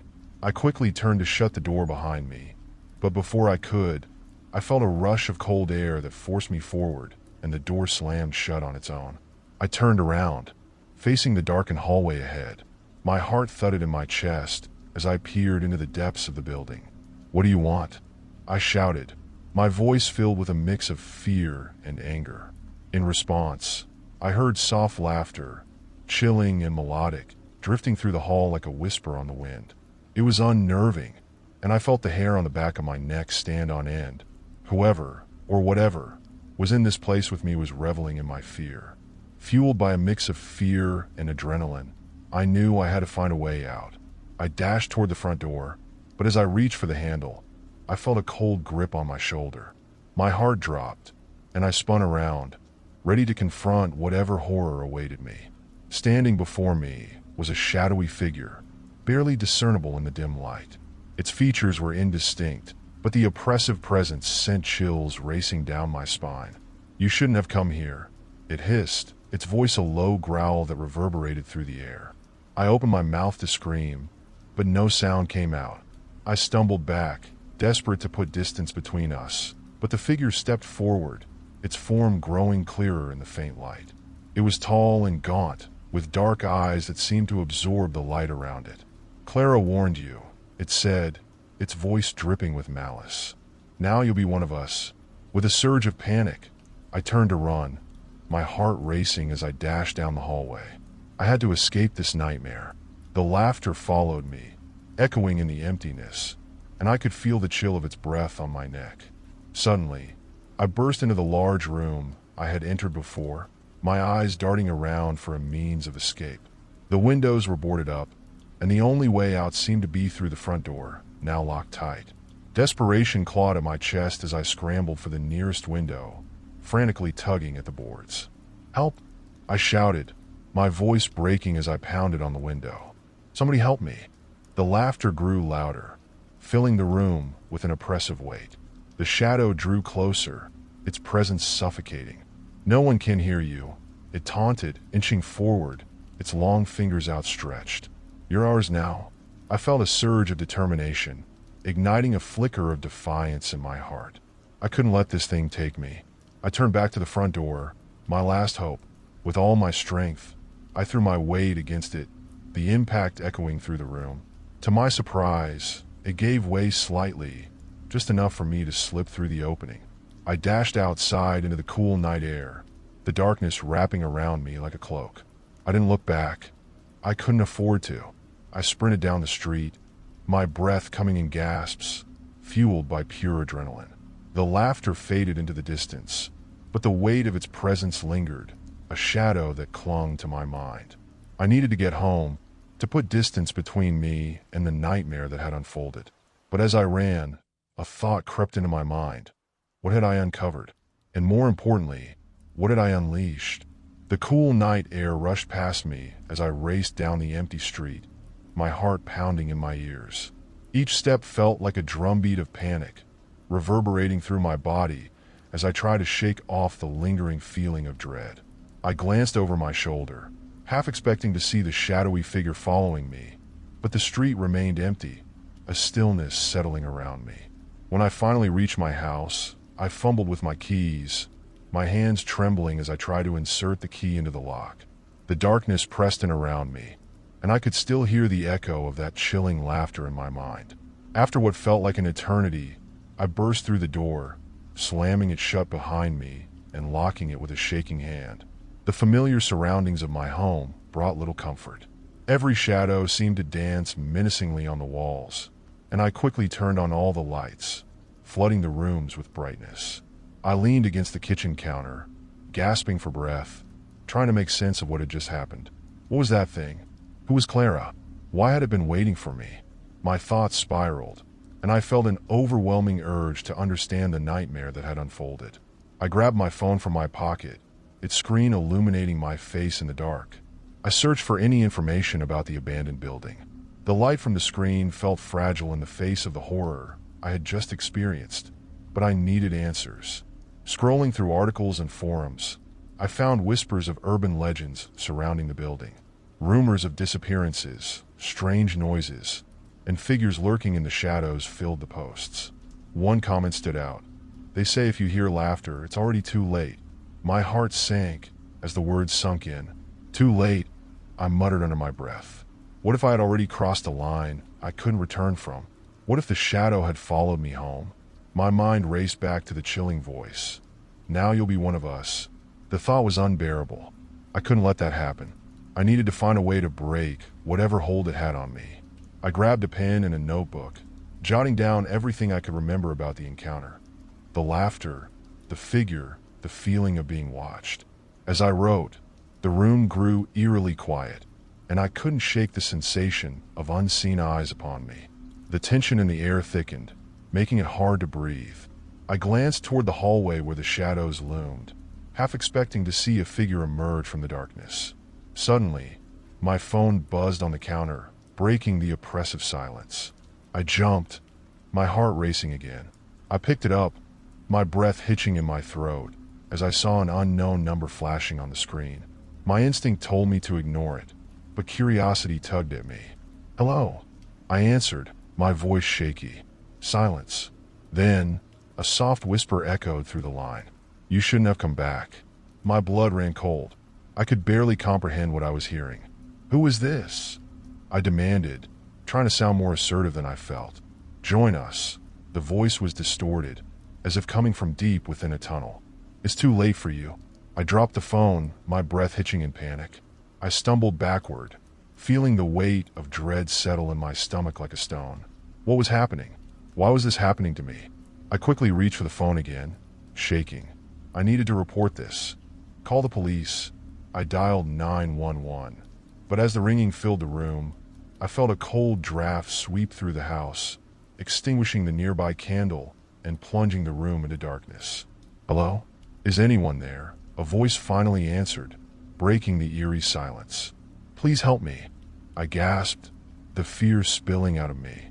I think someone is... Suddenly, the line went dead. My heart raced as I stared at the phone, now silent in my hand. Panic surged through me as I realized my calls weren't going through. It was as if something was blocking me, isolating me from the outside world. I stumbled back into the living room, desperate for any sense of security. I scanned the room, searching for something to reassure me, when my gaze fell on the window. It was slightly ajar, the curtains billowing gently in the night breeze. I rushed to shut it, the soft whisper of the wind sending shivers down my spine. As I drew the curtains tightly, I caught a glimpse of movement in the corner of my eye. I turned sharply, but there was nothing there, only shadows lurking just beyond the reach of the light. The laughter echoed again in my mind, mocking my fear. I had to face this, whatever it was. I could not let it take control of my life. My heart pounded in my chest, and I took a deep breath, steeling myself for whatever lay ahead. Taking one last glance at the window, I turned off all the lights, plunging myself into darkness. With only the faint glow of my phone to guide me, I grabbed my backpack, stuffing it with essentials, my notebook, a flashlight, and a bottle of water. I needed to return to that building. I had to confront whatever was lurking there, find Clara, and discover the truth behind the madness. I wouldn't be a victim. As I slipped out of my front door, I glanced back at my house, my sanctuary turned prison. A chill ran down my spine, but I steeled myself and stepped into the night, determined to face the unknown. The night air was thick with anticipation as I stepped out into the cool darkness, the familiar sounds of my neighborhood now feeling foreign and eerie. I clutched my backpack tightly against me, feeling the weight of my decision settle in my stomach like a heavy stone. The street was illuminated by the glow of streetlights, casting long shadows that danced on the pavement, reminding me of the figure that had haunted my thoughts since my last encounter. Each step felt deliberate, a silent promise to myself that I wouldn't back down.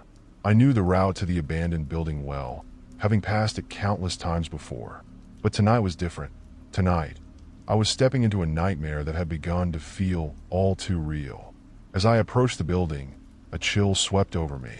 The structure loomed ahead, silhouetted against the starless sky, its windows dark and hollow like the eyes of a long-forgotten creature. I hesitated for a moment, my heart racing. What awaited me inside? Was Clara truly in there? Or was she just a figment of my imagination, a product of my fear? Swallowing hard, I pushed the creaking gate open, the sound echoing through the stillness of the night. The hinges groaned, protesting my intrusion as I stepped into the overgrown yard. The grass was damp beneath my sneakers, soaking my soles, and I shivered at the thought of what lay ahead. The door of the building stood ajar, as if inviting me in, taunting me to confront whatever had been waiting for me. I reached for my flashlight, its beam cutting through the darkness as I stepped inside. The air was stale, heavy with the scent of mildew and decay. The floorboards creaked under my weight, each step sending ripples of anxiety through me. "Clara," I called out, my voice trembling slightly as it echoed through the empty halls. The silence that followed felt suffocating, wrapping around me like a shroud. I moved deeper into the building, the beam of my flashlight flickering against the peeling wallpaper and broken furniture. As I explored the dilapidated rooms, memories of the stories I had heard about this place flooded my mind. Tales of lost souls and tragic endings. I could almost hear the whispers of those who had come before me, warning me to turn back. But I couldn't. I needed to know. I made my way through the first floor, each room revealing more signs of neglect. In one room, broken mirrors lined the walls, their shards reflecting distorted images of me, fragments of my own fear and uncertainty. I avoided looking too closely, afraid of what I might see. Then, a sound cut through the silence, a soft, echoing giggle that sent chills racing down my spine. I froze, my breath catching in my throat. It was faint, almost like a memory playing out in the stillness of the air. My heart raced as I turned toward the sound, my flashlight beam trembling in my hand. "Who's there?" I called out, my voice stronger than I felt. Silence answered me, but the air shifted, carrying a chill that was almost palpable. I gripped my flashlight tighter, trying to quell the rising panic. I crept toward the staircase that led to the second floor, the giggle echoing faintly in my ears again. I was drawn to it, pulled by an invisible force that urged me to follow. With each step I took, the atmosphere thickened, wrapping around me like a fog of dread. The staircase creaked ominously under my weight, and as I reached the top, I paused, scanning the darkened hallway before me. The walls were adorned with peeling paint and fading photographs, remnants of a life long gone.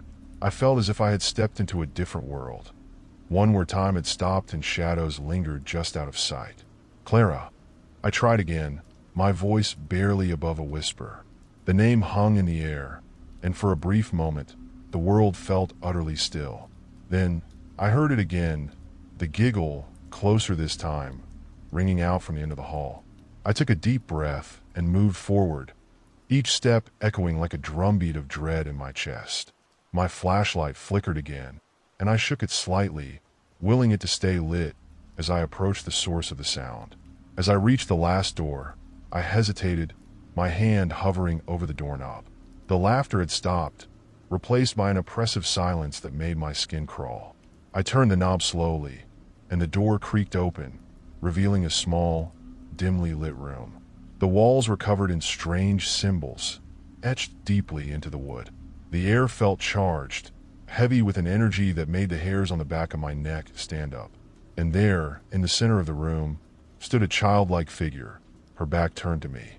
Clara, I breathed, my heart racing as I stepped inside. The figure turned slowly, revealing a girl with wide, innocent eyes and hair that framed her face like a halo. But her expression was unsettling, lips twisted into a smile that felt both inviting and terrifying. Welcome, she said in a sing-song voice, the sound echoing around the room. I've been waiting for you. My breath hitched in my throat. What was happening? I had come seeking answers, but now I felt more lost than ever. The girl took a step forward, and I instinctively backed away, fear clawing at my insides. Don't be scared, she said, her voice softening. You're just like me now. You've found us. Us? I echoed, feeling the walls closing in around me. Who are you? What do you mean? Those who can hear the laughter, she explained, her eyes glimmering with a strange light. We're always here, waiting for you to join us. To play. Suddenly, I felt a surge of dread wash over me as realization struck. This was not just a game. It was a trap, one that I had unknowingly walked into. I had to get out. Stay away from me.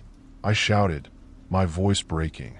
I turned to flee, but as I dashed for the door, the room began to warp and shift around me. The walls closed in, the symbols pulsing with a dark energy that felt alive, and I realized I was not alone. Figures emerged from the shadows, their laughter ringing out like a chorus of madness. I was surrounded. The walls of the room seemed to twist and shift, trapping me in a nightmare where escape was impossible. With panic coursing through my veins, I lunged for the door, but it slammed shut before I could reach it. I turned back, my heart pounding as Clara's smile grew wider, the shadows creeping closer. Join us, they all chanted, their voices blending into a cacophony that echoed in my mind. I felt the darkness closing in, the laughter reverberating in my ears. Just as despair began to take hold, a surge of adrenaline shot through me. I wasn't done fighting. With a deep breath, I focused all my energy on the door, willing it to open. I could feel the pressure mounting, the shadows pushing against me, but I refused to be consumed. Let me out, I screamed, and with one last desperate push, the door burst open, and I stumbled into the hallway, gasping for breath. But the laughter followed me, echoing in my mind as I sprinted down the stairs, the shadows reaching for me. I could hear them calling, taunting me to return. I wouldn't look back. I couldn't. I had to escape, to survive. The adrenaline surged through me as I burst out of the abandoned building, the cool night air hitting my face like a slap. I didn't stop to catch my breath. I just ran, my feet pounding against the pavement as I sprinted away from the place that had turned into my worst nightmare. Each step felt like a battle against the darkness that threatened to swallow me whole. The laughter echoed in my mind, a haunting reminder of what I had just escaped. I could still picture Clara's eerie smile, the way the shadows had danced around her, pulling me into their web. It felt as if the very essence of fear had come to life within those walls. As I reached the end of the street, I turned sharply, navigating through the familiar neighborhood that now felt entirely alien. I couldn't shake the feeling of being pursued. My instincts screamed that I was not alone, that the shadows had followed me, lingering just out of sight. I darted down a side alley, hoping to lose whatever presence had been haunting me. The narrow path was dimly lit, the glow of the streetlights barely penetrating the encroaching darkness. I paused for a moment, leaning against the cold brick wall to catch my breath, my heart hammering in my chest. The laughter faded into the distance, but I could still hear the faint whispers in the wind, as if the shadows were playing tricks on me, trying to lure me back. "You belong with us," they seemed to say, and I shivered, pushing myself off the wall to keep moving. I made my way toward home, my mind racing with questions. What had happened in that room? Who were those figures, and why were they calling to me? I needed to find answers, but the thought of returning to that building filled me with dread. I couldn't let fear control me. I had to confront whatever was happening. As I neared my house, I slowed down, glancing around to ensure I wasn't being followed. The street was quiet, eerily so. I fished my keys out of my pocket and hurried up the steps, my heart racing as I unlocked the door and slipped inside, closing it firmly behind me. The moment I stepped into the familiar confines of my home, a sense of safety washed over me. I leaned against the door, taking a moment to breathe. I felt the weight of the night pressing on my shoulders, the memory of Clara's smile still fresh in my mind. I flipped the lock and leaned against the door, letting out a shaky breath. The silence of my home enveloped me, a stark contrast to the chaos I had just fled. I flicked on the living room light, flooding the space with warmth and illumination. I needed to think clearly. I grabbed my phone and searched for any recent news articles about the abandoned building or any reports of missing people, hoping to find a connection. My hands trembled as I scrolled through the search results, my mind racing. The first article caught my eye, a local news report about a missing girl from a few years back, last seen near the very same building. Her name was Clara Hastings. The details flooded back. The stories of her disappearance had haunted the town for months, but eventually faded into obscurity, just like the building itself. Could this be the same Clara? I felt a chill race down my spine as I read through the article, my heart pounding. The report mentioned a possible connection to a series of other missing persons cases that had gone cold, all linked to that same area. What if Clara's spirit was trapped within those walls, unable to move on? The thought twisted my stomach into knots. I had to know more to understand what was happening. But the idea of returning to that building sent shivers through me.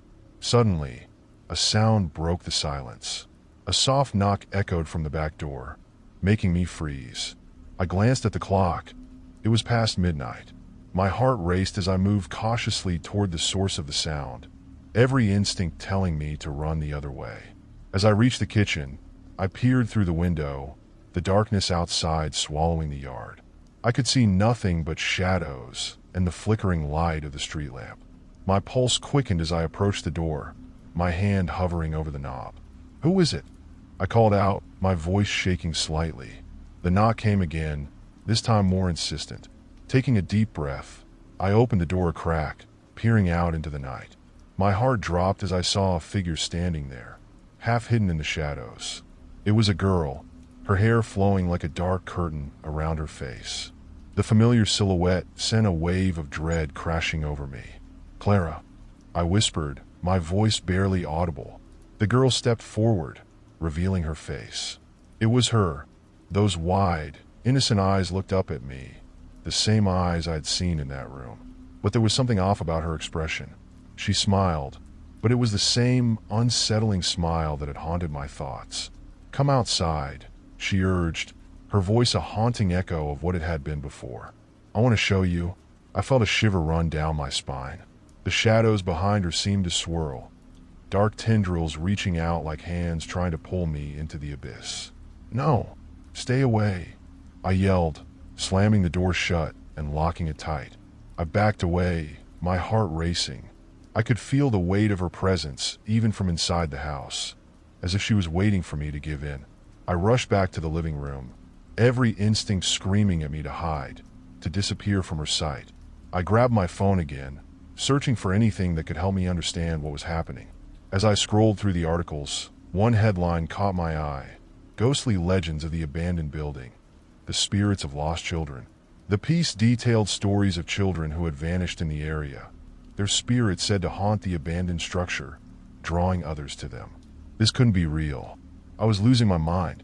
I needed to escape, to break free from this nightmare. But as I looked out the window, my heart dropped. Clara was still there, standing motionless, her gaze fixed on me, waiting. The laughter rang in my ears again, echoing through my mind. I had to do something, confront her, confront whatever was happening. But how could I when I was paralyzed by fear? I could feel the weight of Clara's gaze pressing against the glass, a silent challenge that sent my heart racing. The shadows seemed to stretch and warp around her, whispering secrets that danced just out of reach. I paced the room, my mind racing as I wrestled with my fear and curiosity. What was she trying to show me? And why now? The soft knock came again, this time sounding more like a plea than a demand. Please let me in. Her voice, though familiar, was tinged with an otherworldly echo that sent shivers down my spine. I could hardly distinguish between the girl I once knew and the eerie figure before me. Taking a deep breath, I steeled myself. I had to know the truth. I had to confront the girl I had seen in the abandoned building and understand why she was haunting my thoughts. With resolve, I approached the door, unlocking it slowly, my heart pounding in my chest. "Clara," I called out, opening the door just enough to see her fully.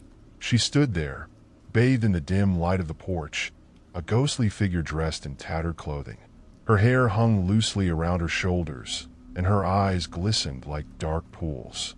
"Thank you for letting me in," she said, her voice low and melodic yet unnerving. I noticed a hint of desperation behind her smile, and it made my stomach twist. "What do you want from me?" I asked, my voice trembling despite my best efforts to sound brave. "I need your help," she said, stepping closer. "I can't move on until someone understands what happened to me." Her words struck a chord deep within me. I remember the articles I had read, the stories of children who had vanished, their fates lost to time. Clara was one of them, trapped in a purgatory of her own making. But why me? Why was I the one she chose to reach out to? I don't know what I can do," I stammered, suddenly overwhelmed by the enormity of the situation. "I just found out about you, about everything." The sadness in her eyes deepened, and she took another step forward. "You're the only one who can see me. The others, they don't understand. They think I'm just a story." A chill ran through me as her words sank in. I was standing face to face with the very ghost I had heard whispered about, a being trapped between worlds, desperate for recognition and release. "Please," she urged, her voice barely above a whisper. "You have to help me remember." Before I could respond, the air around us shifted. A gust of wind rattled the doorframe, and the lights flickered ominously. I glanced back into the house, fear creeping back into my mind. I was torn between the desire to help her and the instinct to run away from whatever dark forces were at play. "Come inside," I finally said, stepping back to let her in. The moment I invited her in, the temperature in the room dropped, and a heavy silence settled around us. I closed the door behind her, my heart racing. Clara looked around, her gaze lingering on the familiar surroundings. "This place that feels safe." I nodded, but the sensation of dread didn't leave me. "What happened to you, Clara? How did you end up in that building?" Her expression shifted, the smile fading as the memories flooded back. "I was taken in the night, just like the others. I tried to escape, but they..." Her voice trembled, and she looked away, lost in the haze of her past. "Who took you?" I pressed, sensing that unraveling this mystery was crucial to helping her find peace. "The shadows, they lure children in, feeding off their fear. I thought I was playing hide and seek, but it turned into a nightmare. I found myself trapped, and no one could hear me scream." Tears glistened in her eyes, and my heart ached for her. She was just a child, lost in a world that had long forgotten her. "How can I help you?" I asked, determination rising within me. "What do you need from me?" "I need you to remember," Clara whispered, stepping closer, her hands reaching out as if to grasp my own. "I need you to see the truth behind the shadows. They won't let me go until someone reveals what really happened." The atmosphere in the room thickened, shadows creeping along the walls as if responding to her plea. I felt a surge of energy, an invitation to delve deeper into the mystery. "Show me," I urged, my voice steadying. "Show me what happened to you." As if in response, Clara's form shimmered, the edges of her being blurring into a kaleidoscope of darkness and light. I felt myself being pulled into her world, a dizzying rush of colors and sounds overwhelming my senses.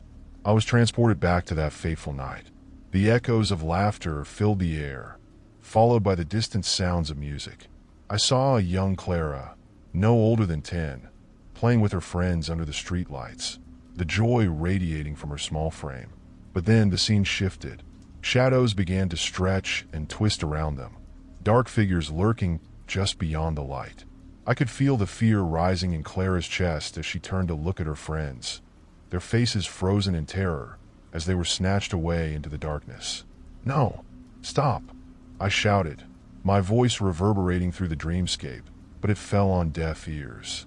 The shadows consumed the laughter, and Clara stood there, alone, crying out for help. The scene shifted again, and I saw Clara in the abandoned building, hidden away, her small frame trembling as she huddled against the wall. The shadows loomed over her, whispering words that sent chills down my spine. "You'll never leave. You belong to us now." Suddenly, I was jolted back into the present, my heart racing. Clara stood before me, her face pale, her expression one of desperation. "I was too afraid," she whispered. "I couldn't fight them. But you can. You can break the curse. What do I have to do?" I asked, determined to help her find peace. "Face the shadows," she replied, her eyes shimmering with hope. "Show them they cannot keep me anymore. You have to remember. You have to fight." As the realization hit me, I felt a surge of strength coursing through me. I knew I couldn't back down. I had to face whatever darkness lay ahead. Clara was counting on me, and I wouldn't let her down. "Let's do this together," I said, my voice steady. "I will help you find your freedom." Clara nodded, her spirit rekindled. Together, we would confront the shadows that had haunted her, and now me, so long. It was time to unveil the truth and put an end to the nightmare once and for all. With Clara by my side, the atmosphere in the room seemed to shift, charged with an energy that made my skin tingle. I could feel the shadows thrumming with anticipation, as if they sensed our determination to confront them. Clara's gaze locked onto mine, her eyes a mixture of fear and hope. "Are you ready?" she asked, her voice barely above a whisper. "I have to be," I replied, steeling myself. "We need to do this together." As we joined hands, the shadows in the room flickered and swirled, forming a vortex of darkness that pulled us in. It felt like being sucked into a whirlpool, the air thickening around us until I could barely breathe. The world around us dissolved, and in an instant, we found ourselves standing in the very same abandoned building where Clara had been trapped. The walls were damp and crumbling, the air stale with the scent of mildew. Broken furniture lay scattered, remnants of a life that had been overtaken by darkness. A single flickering bulb hung overhead, casting eerie shadows that danced along the walls, almost as if they were alive. "This is where it all began," Clara murmured, glancing around nervously. "We have to find the heart of the darkness, the source of their power." My heart raced at the thought of confronting whatever malevolent force had haunted Clara for so long. "Lead the way," I urged, and together we moved deeper into the building. Each step echoed ominously, as if the very walls were warning us against venturing further. Clara stopped suddenly, her face pale, her eyes widening in terror. "They're here," she whispered, pointing toward a darkened hallway that seemed to stretch endlessly. "Oh?" I asked, my voice trembling. "The shadows, they know we've come back. They won't let us leave without a fight," she replied, taking a step back. "We can't turn back now," I insisted, feeling the weight of the moment pressing down on me. "We have to face them, together." Clara nodded, her resolve hardening. As we moved forward, the atmosphere grew heavier, the shadows coalescing into indistinct forms that loomed menacingly. They whispered in hushed tones, their voices a blend of anguish and malice. "Turn back," one hissed, its shape shifting like smoke. "You don't belong here. We won't let you take her," I shouted, feeling a surge of defiance. "You have no power over us." The shadows recoiled momentarily, their forms flickering, but then they surged forward, surrounding us like a storm. I could feel the fear clawing at my insides, but Clara squeezed my hand tightly, grounding me. "Remember," she urged. "You have to remember what they did to me." As if responding to her words, the shadows lunged forward, their whispers intensifying. Suddenly, the air shifted, and I was flooded with images, memories of that fateful night when Clara was taken. I saw the young Clara, bright and innocent, laughing with her friends under the streetlights, the joy radiating from her small frame. But then, I watched in horror as the darkness crept in, snatching her friends away one by one. The cries for help echoed in my ears, mingling with the whispers of the shadows that surrounded us now. "Stop!" I shouted, trying to drown out the chaos. "I won't let you do this anymore." With every ounce of strength I could muster, I focused on Clara, picturing her vibrant spirit, the girl who had filled my heart with a sense of purpose. I reached deep within myself, tapping into a well of courage I didn't know I possessed. "Clara," I called out, my voice cutting through the darkness. "You're not alone. We're here together." As if my words had sparked something, the shadows hesitated, momentarily pausing in their advance. Clara's eyes lit up with determination. "Keep going. We can break this. Let her go," I roared, feeling a newfound power surging through me. The shadows writhed in protest, but I stood my ground, refusing to back down. With a fierce shout, I reached out to the shadows, visualizing a blinding light that could dispel the darkness. "You have no hold over us." In that moment, a brilliant glow erupted from within me, illuminating the entire space. The shadows recoiled, their forms flickering like dying embers. Clara's presence beside me radiated with warmth, merging with my own light to create a brilliant force that surged forward. "Now," Clara shouted, her voice strong and unwavering. "We can set the others free." Together, we pushed the light forward, and the shadows writhed in agony, their whispers turning into anguished cries. I could feel the fear and despair of the trapped souls surrounding us, but now there was hope, a chance for freedom. As the light engulfed the darkness, I glimpsed the faces of Clara's friends, their expressions filled with a mix of fear and relief. "We can help you," I shouted to them. "You're not alone anymore." One by one, the shadows began to break apart, their forms dissolving like mist in the morning sun. Clara's friends emerged from the darkness, their laughter echoing in the air as they joined us in the radiant light. "Thank you," they cried, their voices ringing with joy. "Thank you for bringing us back." As the last remnants of darkness faded away, I felt an overwhelming sense of relief wash over me. The shadows had been vanquished, and Clara was finally free. "Clara," I whispered, turning to her. She beamed, her eyes sparkling with gratitude. "We did it," she said, her voice filled with warmth. "Thank you for believing in me." But just as I thought the nightmare had come to an end, a chill swept through the room, and a familiar voice echoed in the air. "You may have defeated them this time, but I will always be watching." The shadows twisted, reforming into a dark figure that loomed above us, its eyes glinting with malice. "Leave her alone," I shouted, stepping forward, but Clara grasped my arm, her expression shifting from joy to concern. "We have to go," she urged. "They're not finished yet." As the figure advanced, its presence darkening the light we had created, I knew we had to escape. "Run!" I yelled, grabbing Clara's hand as we dashed for the exit. With every ounce of strength left in me, I focused on the light, willing it to guide us through the darkness.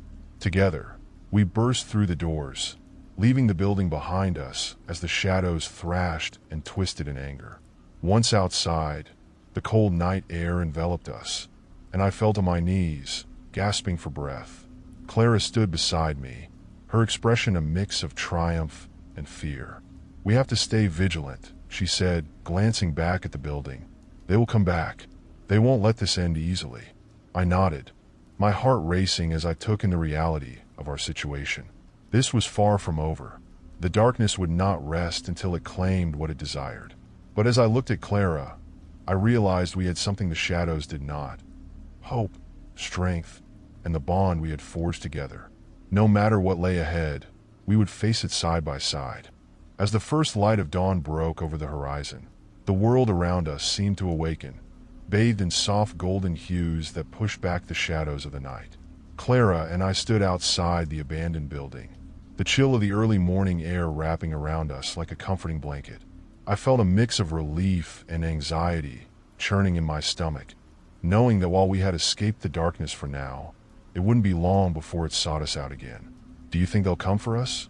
I asked, glancing at Clara, whose face reflected both exhaustion and determination. "They might," she replied, her voice steady. "But now we know how to fight back. We can't let fear dictate our lives anymore." Her resolve bolstered my spirit, and I took a deep breath, savoring the crisp air that filled my lungs. "You're right. We've faced them before, and we can do it again." We turned away from the building, ready to start fresh. The sun rose higher in the sky, illuminating the path before us. As we walked, I couldn't shake the feeling that this was a new beginning, a chance to reclaim our lives from the shadows that had haunted us for far too long. Days turned into weeks, and as we settled back into a semblance of normalcy, I noticed a change in Clara. The vibrancy that once filled her spirit had begun to return, her laughter echoing through the air like a melody I hadn't realized I had missed. We spent our evenings talking, sharing stories, and exploring the little things that made life beautiful. Yet, the looming presence of the darkness lingered in the back of my mind, a reminder that our fight was not over. But each day that passed, I felt stronger, more capable of facing whatever challenges lay ahead. One evening, as the sun dipped below the horizon, casting vibrant colors across the sky, Clara and I sat on the porch of her house. We watched the stars emerge, twinkling like distant diamonds against the canvas of the night. "Do you remember that night when we found each other?" Clara asked, her voice soft and reflective. I smiled, the memory warm in my heart. How could I forget? It was the moment everything changed for both of us. "It was," she agreed, a hint of sadness creeping into her tone. "But I think it was also the beginning of something new. We've faced our fears, and we've survived." As she spoke, I realized that our bond had grown deeper than I could have ever imagined. We were not just two people fighting against darkness. We had become allies in a battle against our own fears and insecurities. The moment was serene, but I sensed a shift in the air, a cool breeze that whispered through the trees. Clara shivered slightly, and I instinctively wrapped my arm around her shoulders, pulling her close. "Do you think they're watching?" she asked, her voice trembling slightly. I hesitated, remembering the ominous warning we had heard from the shadows. "Maybe," I replied, "but they can't hurt us anymore. We've taken away their power by facing them." Clara nodded, though I could see the uncertainty flickering in her eyes. "You're right. We have to keep moving forward." As we sat together in the quiet night, I made a promise to myself. No matter what came next, I would stand by Clara's side. The shadows might still linger, but we had each other, and together we could face whatever darkness lay ahead. Months passed, and the shadows grew restless. We had managed to carve out a semblance of peace, but I knew deep down that the darkness was never far behind. Clara and I became vigilant, aware that our newfound happiness was fragile, and the shadows could strike at any moment. One stormy night, as thunder rumbled in the distance, I heard a soft knock at the door. My heart raced. I glanced at Clara, who stood frozen, a mix of fear and curiosity on her face. "Should we answer it?" she asked, her voice barely above a whisper. I took a deep breath, determination flooding my veins. "We have to face it. Whatever it is, we can handle it together." As I opened the door, a rush of cold air swept over us, carrying with it an unsettling feeling that sent chills down my spine. Standing in the doorway was a figure cloaked in darkness, its features obscured by shadows. "Welcome back," it whispered, the voice sending a shiver through my body. "You thought you could escape me? Who are you?" I demanded, stepping protectively in front of Clara. "What do you want?" "I am the darkness that lingers in your heart," it replied, its tone mocking. "I feed on your fears and your doubts. You cannot rid yourself of me so easily." "Watch us," Clara spoke up, her voice trembling but fierce. "We're not afraid of you anymore." The figure laughed, a sound that echoed through the night like a haunting melody. You think you've conquered me? I am always here, waiting for you to falter. In that moment, I realized the truth. The shadows were not just an external force. They were manifestations of our own fears and insecurities. The more we ran from them, the stronger they grew. We're not afraid of you, I repeated, finding strength in my words. We will no longer let you control us. The figure writhed, and I could see its form flickering, as if unsure of how to react. You are brave, but bravery will not save you. You are bound to me until the end. Not if we choose to break free, Clara declared, stepping forward beside me. We've faced the darkness together, and we'll keep fighting. With each word, the figure hesitated, the shadows flickering in response. I could feel the strength of Clara's spirit beside me, intertwining with my own. We were united in our fight against the darkness. Together, we are stronger, I shouted, feeling a surge of power rise within us. We will break this cycle. As we joined hands, a brilliant light erupted from within us, illuminating the darkness that surrounded the figure. The shadows shrieked, their forms twisting and contorting as the light pushed them back. "No!" the figure screamed, its voice filled with rage. "You cannot escape me." But Clara and I pressed on, our resolve unwavering. With every ounce of courage, we focused on the light, amplifying it until it enveloped the darkness entirely. "Be gone," we shouted in unison, the power of our combined strength pushing the figure into the abyss from which it came. In a blinding flash, the darkness dissipated, leaving only a gentle warmth in its wake. The storm outside began to calm, the thunder fading into silence. As we stood together, breathing heavily, a sense of peace washed over us. The weight of the shadows had lifted, and I could see the dawn breaking in the distance, bathing us in soft light. "We did it," Clara whispered, tears of relief glistening in her eyes. "Yes," I replied, pulling her into an embrace. We faced our fears, and we triumphed. As we stepped outside, the world felt renewed, a place free from the grasp of the shadows. The sun rose higher, illuminating our path ahead. Together, we began to walk forward, hand in hand, ready to embrace whatever adventures awaited us. The darkness may have left scars, but we had emerged stronger, united against any challenges that lay ahead. And for the first time in a long time, I felt a sense of hope, knowing that together, we could face anything. If you like the story, don't forget to subscribe, and like the video, let's begin the next story.